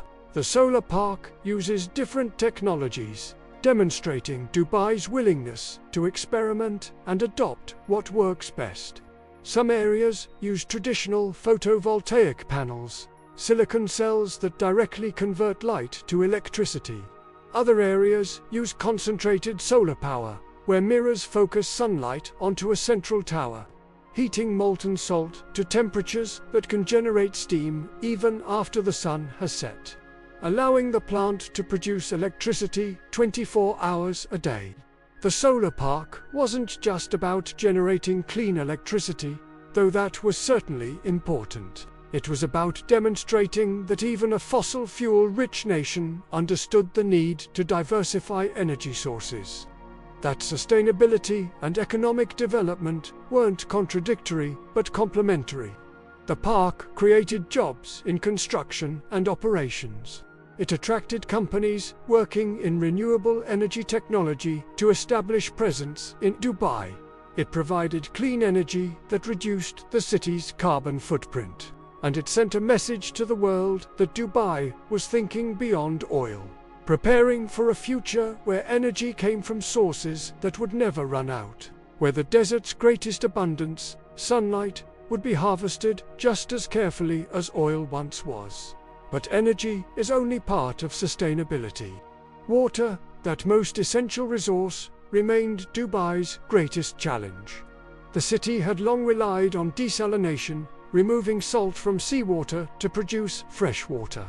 But as the population grew, the scale of desalination had to increase dramatically. The water desalination scale-up involved building new plants using the most advanced technologies available. Modern reverse osmosis desalination is far more efficient than older thermal desalination methods, using less energy and producing more water per unit of cost. The process forces seawater through membranes that allow water molecules to pass but block salt and other impurities. What emerges is pure water, chemically identical to rainwater. Dubai's desalination plants produce hundreds of millions of gallons of fresh water daily, enough to supply the entire population plus industrial and commercial needs. The plants operate continuously, a constant hum of pumps and membranes working to transform the ocean into drinking water, into water for cooking and bathing, into water for the fountains and the gardens that make Dubai livable despite the desert heat. The scale-up required not just building facilities, but developing the expertise to operate them efficiently. Training Emirati engineers and technicians in the complex chemistry and engineering of desalination, ensuring that this critical infrastructure would be operated by people with long-term investment in the city's success. Producing fresh water was only half the equation. The other half was handling the wastewater that resulted from human activity.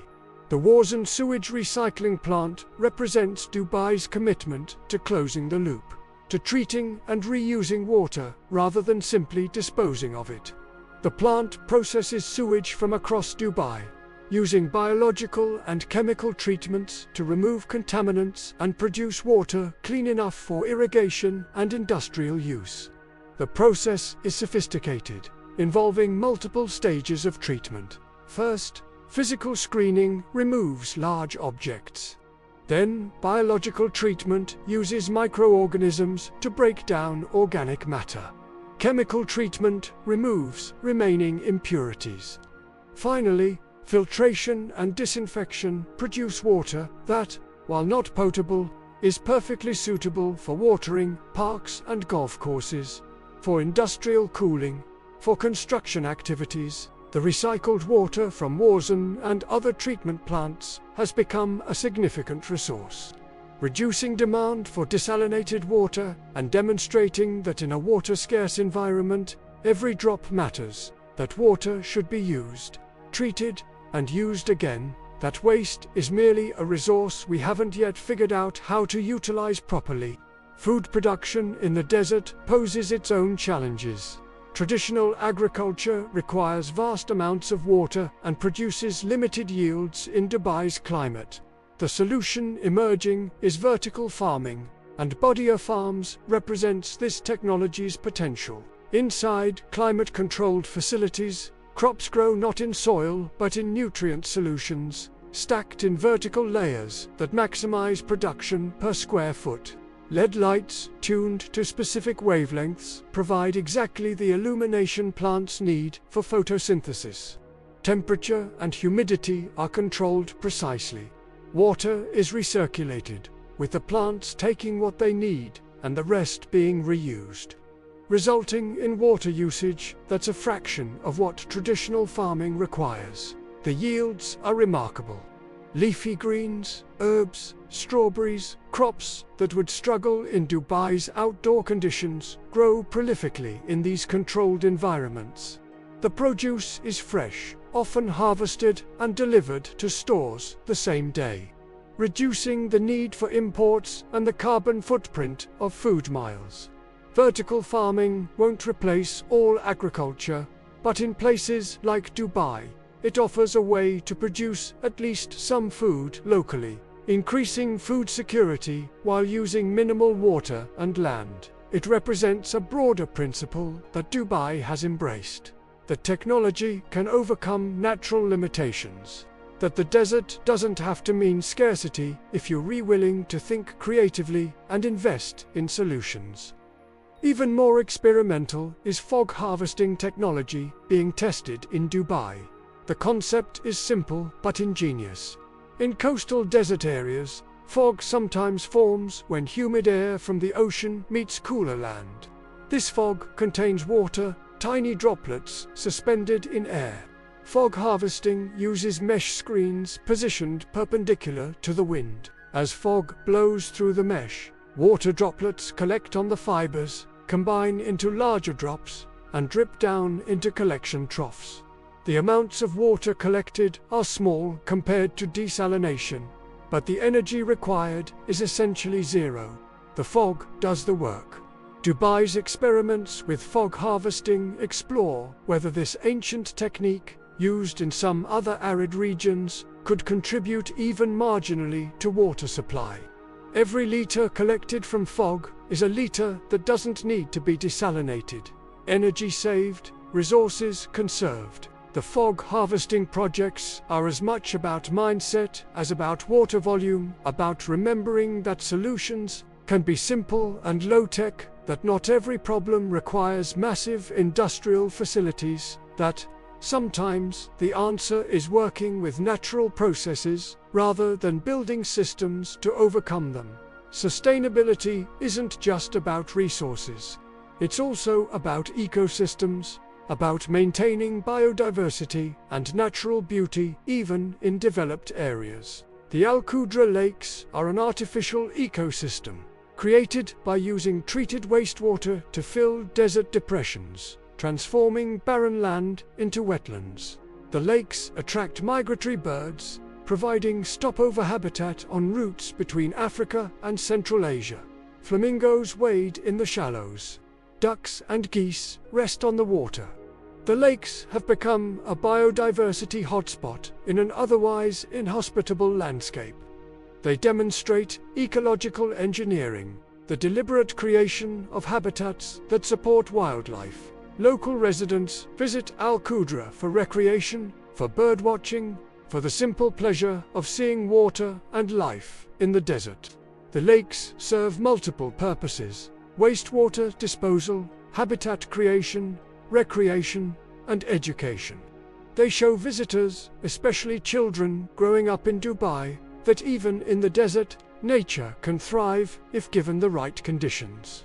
That human activity doesn't have to mean ecological destruction. That with planning and care, development and nature can coexist. Not all of Dubai's natural areas are artificial.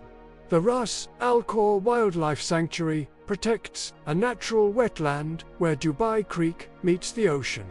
This sanctuary, surrounded by urban development, is home to thousands of birds, including large flocks of flamingos that have become one of Dubai's unexpected natural treasures.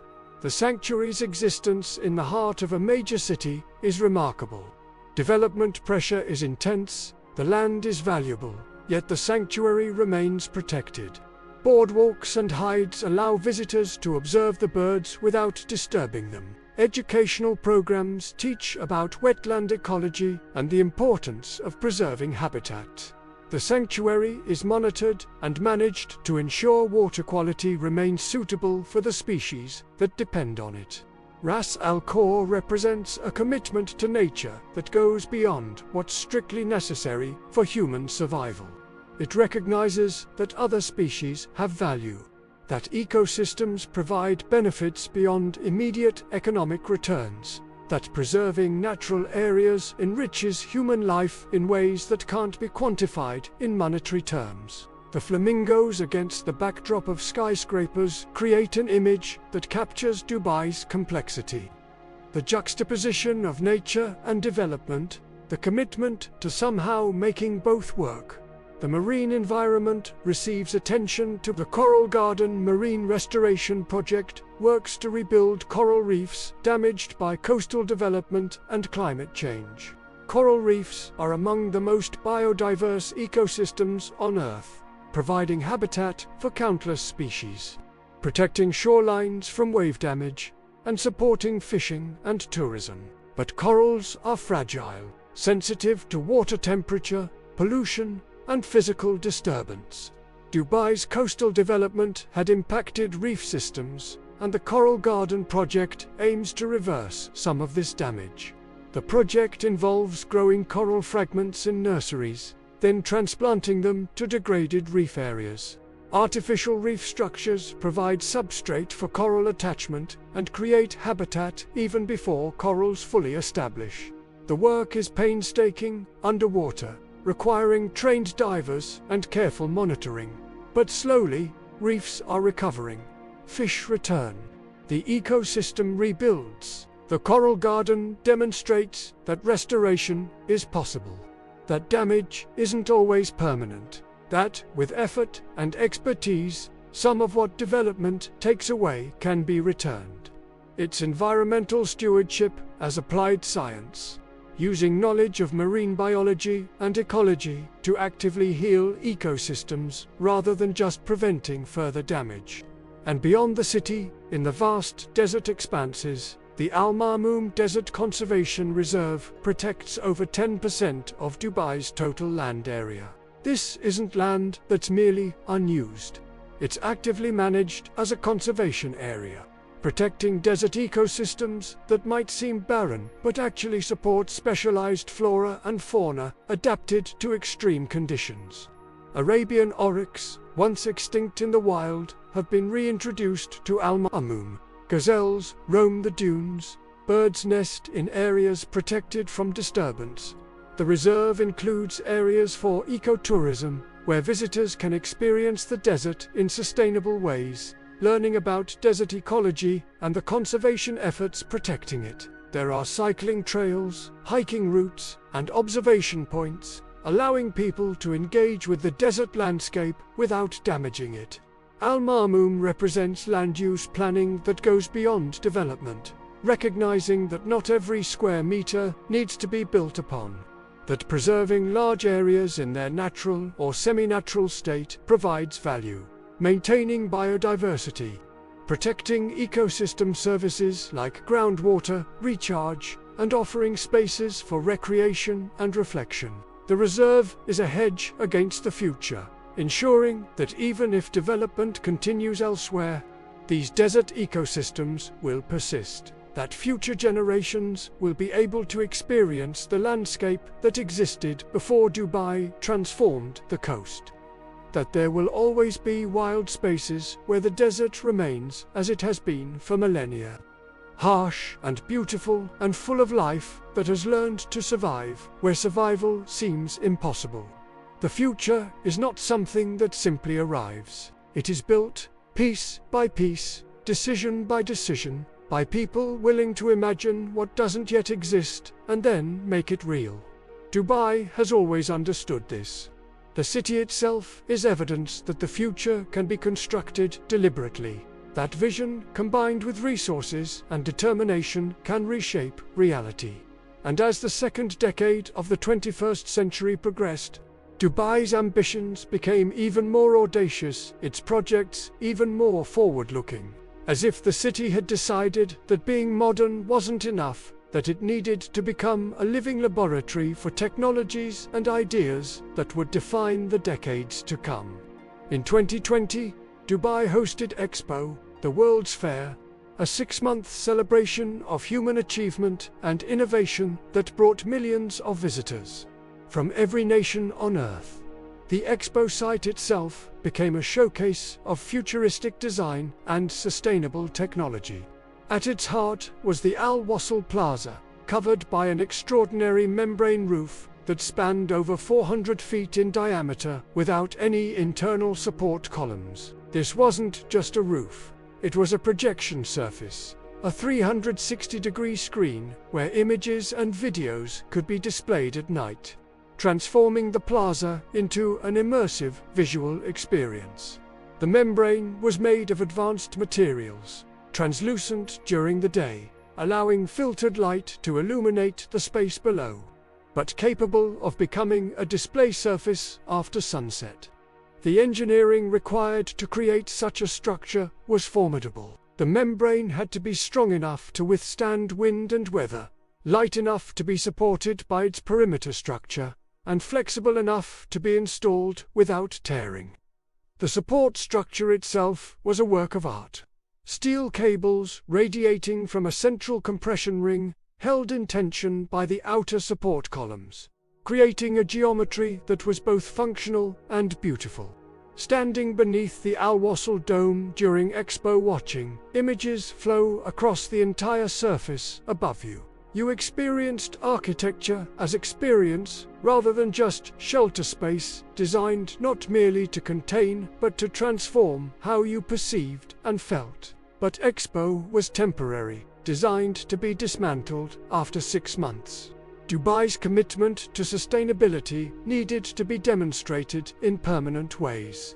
In communities designed from the ground up to minimize environmental impact, the sustainable city represents this commitment.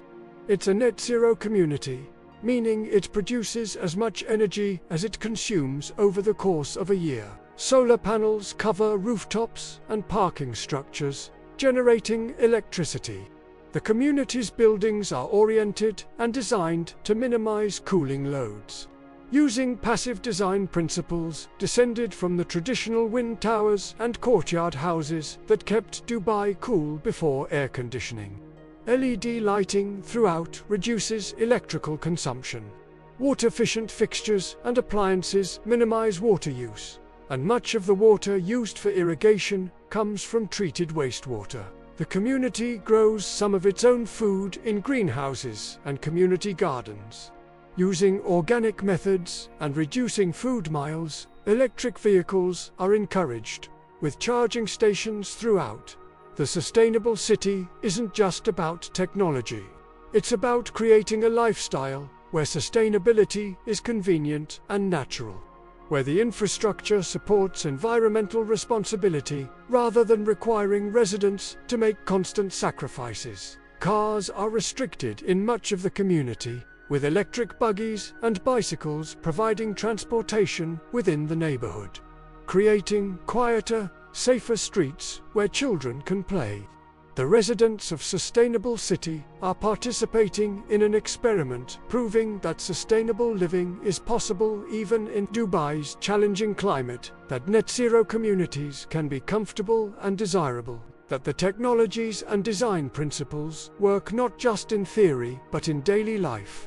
Dubai's appetite for innovation extended to construction methods themselves. The world's first fully functional 3D printed office building opened in Dubai, demonstrating that construction could be radically transformed by emerging technologies. The building wasn't just printed as a demonstration and left empty.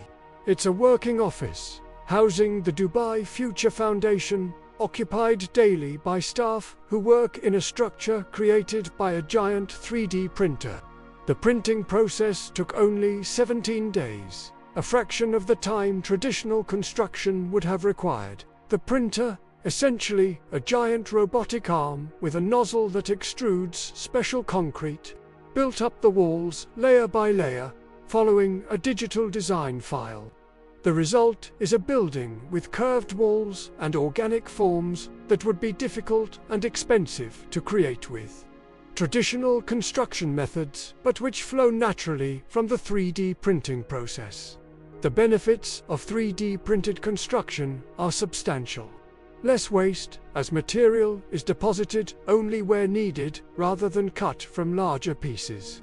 Lower labor costs, as the printer does work that would require many workers. Design freedom, allowing complex geometries and customization without additional cost. And speed, measured in days rather than months. The 3D printed office building is a proof of concept, demonstrating that construction technology is on the verge of transformation. That buildings might soon be printed as routinely as documents. That the expensive, time-consuming process of traditional construction could be displaced by automated systems that build more quickly, cheaply, and precisely. While some innovations transformed how things were built, Others expanded what could be experienced. Deep Dive Dubai created the world's deepest swimming pool, a facility that descends over 200 feet below the surface. The pool is filled with 14 million liters of fresh water, heated to comfortable swimming temperature throughout its depth. Inside, the pool contains an entire underwater world, a submerged city with apartments and streets, and even a library, all designed to be explored by divers. Deep Dive Dubai serves multiple purposes. It's a training facility for divers, allowing them to practice deep diving techniques in a controlled environment safer than the open ocean. It's a film and photography location where underwater scenes can be shot without the logistical challenges of ocean diving. And it's an attraction, a place where recreational divers can experience depths that would normally require extensive training and equipment to reach safely. The pool's depth required sophisticated engineering. The structure had to withstand the immense water pressure at depth. Filtration systems had to handle the large volume of water, keeping it clean and clear enough for visibility at the bottom. Safety systems, including underwater cameras and speakers, allow surface staff to monitor divers throughout the pool, able to communicate and provide assistance if needed. Deep Dive Dubai represents the creation of experiences that don't exist naturally, using technology to enable human activity in conditions that would otherwise be inaccessible or dangerous, expanding the boundaries of what people can do and where they can go. The sky above Dubai was becoming a new frontier for innovation. Drone delivery systems began trials, testing whether small packages could be delivered by autonomous flying drones rather than ground vehicles. The advantages are compelling. Drones fly directly from origin to destination, unimpeded by traffic. They're electric, producing no emissions. They're fast, completing deliveries in minutes rather than hours. The challenges are equally significant. Airspace management becomes complex, with hundreds or thousands of drones flying simultaneously. Safety systems must prevent collisions and ensure drones don't fall on people or property if something malfunctions. Regulations must balance innovation with safety, and the technology must be reliable enough for routine use, not just demonstrations. Dubai's trials explored all these issues, testing drones, delivering medical supplies, food, small consumer goods. Autonomous flight systems navigated between buildings, located landing zones, completed deliveries, and returned to base without human intervention. The drones carried cameras and sensors, building maps of the urban environment, learning optimal routes. The vision is a future where much of Dubai's delivery traffic moves to the air, where ordering something and receiving it 30 minutes later by drone is normal, where the sky is filled with autonomous vehicles moving goods efficiently and cleanly. At ground level, other autonomous vehicles were being tested.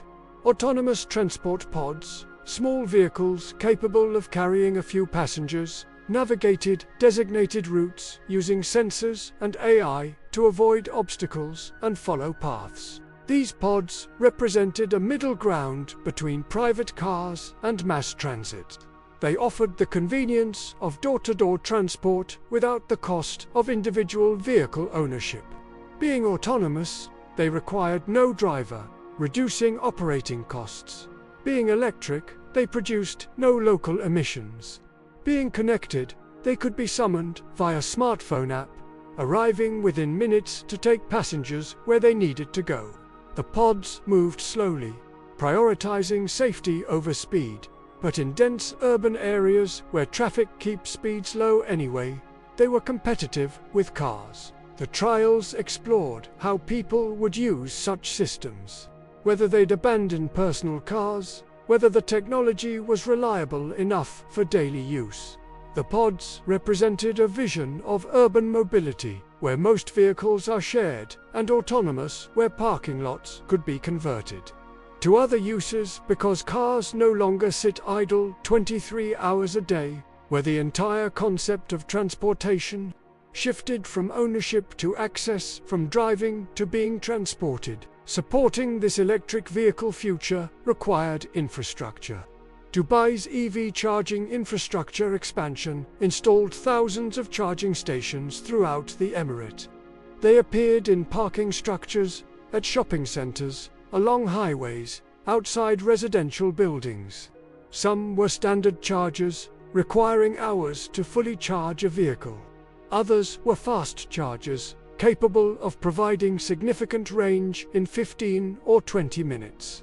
The most advanced were ultra-fast chargers, using high-voltage DC power to add hundreds of kilometers of range in the time it takes to grab a coffee. The charging network was integrated with smartphone apps, allowing drivers to find available chargers, check pricing, and pay electronically. The infrastructure represented significant public and private investment, but it was essential to making electric vehicles practical. Range anxiety, the fear of running out of charge, was eliminated when chargers were ubiquitous. The convenience of charging at home or work meant many EV owners rarely visited public chargers, but knowing the network existed provided confidence. Dubai's EV infrastructure positioned the emirate to transition away from fossil fuel vehicles, supporting the government's sustainability goals while creating an industry around EV charging, installation, maintenance, and operation. Perhaps no technology captured imagination quite like flying taxis. The trials in Dubai tested vertical takeoff and landing aircraft, essentially large drones capable of carrying passengers. These vehicles, some piloted and some autonomous, represented the ultimate solution to traffic congestion, simply flying over it. The aircraft were electric, using multiple rotors for vertical takeoff, then transitioning to wing-borne flight for efficient forward travel. Routes connected key locations, airports to city center, business districts to residential areas. The vehicles landed on vertiports, elevated platforms designed for quick passenger loading and unloading. The experience was remarkable, climbing into what looked like a small helicopter, lifting vertically into the sky, and flying above the city at speeds impossible in surface traffic. The trials explored technical feasibility, regulatory frameworks, public acceptance, and economic viability. Could these vehicles operate safely in dense urban airspace? Would people trust autonomous flying vehicles with their lives? How would noise impact communities below flight paths? What would the service cost, and who would use it? The trials didn't answer all these questions definitively, but they demonstrated that flying taxis were technically possible, that the future, where some urban transportation moved to 3 dimensions, wasn't science fiction, but approaching reality. Even more ambitious was the Hyperloop test track, exploring whether passengers and cargo could travel through tubes at near supersonic speeds. Hyperloop technology involves pods traveling through low-pressure tubes, reducing air resistance to nearly zero, allowing extremely high speeds with relatively low energy consumption. The pods float on magnetic levitation, eliminating wheel friction. In theory, Hyperloop could connect Dubai to Abu Dhabi in 12 minutes, making the 2 cities effectively one metropolitan area. The test track built in Dubai was short, but it proved key concepts. Pods could be accelerated and decelerated smoothly. The low-pressure environment could be maintained. Levitation systems worked reliably. Passengers could board and disembark safely. The challenges remaining were substantial: building hundreds of kilometers of tube, ensuring safety in emergency situations, making the economics work. But the test track demonstrated that Hyperloop wasn't fantasy, that the technology existed, that if the investment was justified, this revolutionary transportation system could become reality. Dubai's willingness to host the test track, to invest in proving the concept, positioned the Emirate as a potential early adopter if Hyperloop technology reached commercial viability. All this movement of people required airports, and Dubai was planning the airport to end all airports.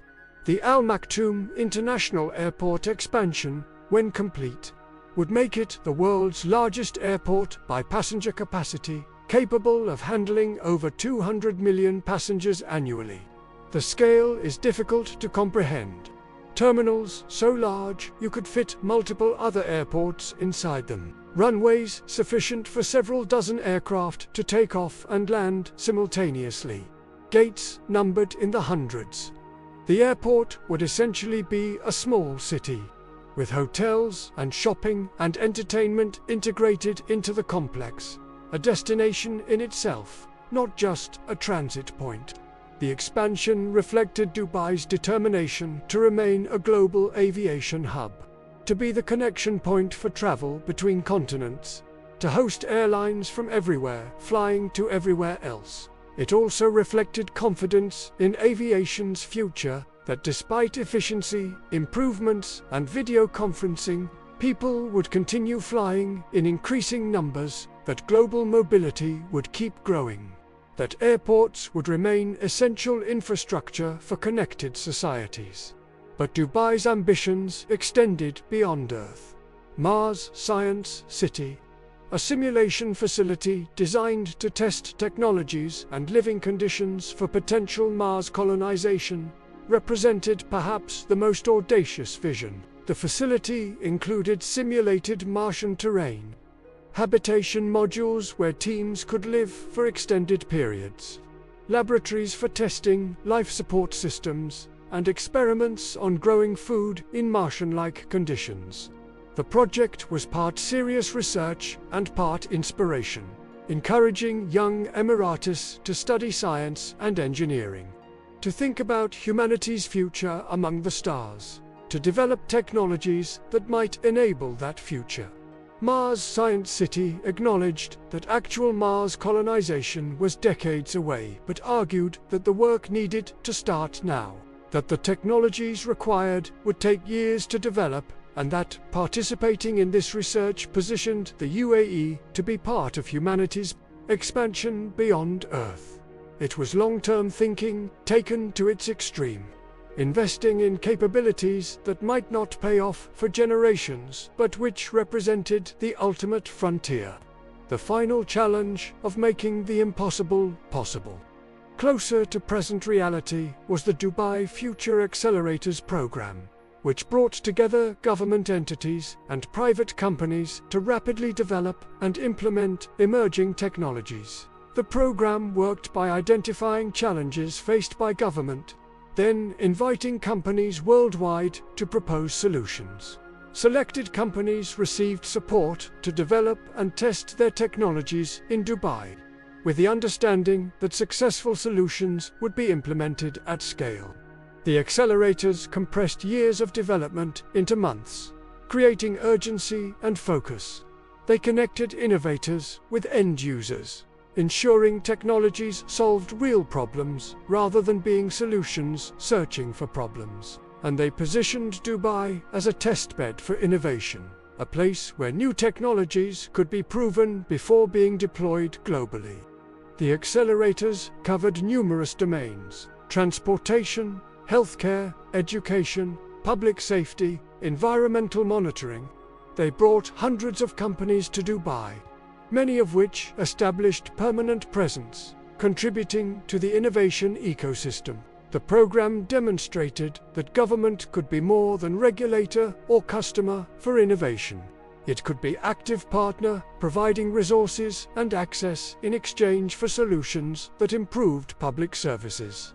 Amidst all this future-focused development, Dubai maintained connection to global cultural traditions through Global Village, an enormous seasonal attraction featuring pavilions from countries worldwide. But these weren't simple booths. They were mega-pavilions, substantial structures where countries showcased culture, sold traditional products, offered authentic cuisine, and staged performances. Walking through Global Village, you could experience dozens of cultures in a single evening, watching Turkish dancers, then eating Egyptian food, then shopping for Indian textiles, then enjoying Colombian music. The pavilions were elaborate, designed to evoke the architecture and aesthetics of their home countries. The scale was massive, with Global Village covering enormous ground, accommodating thousands of visitors simultaneously. It operated seasonally, during Dubai's cooler months when outdoor activities were pleasant. Becoming one of the Emirates' most popular attractions, Global Village served multiple purposes. It was entertainment and education, introducing residents and tourists to world cultures.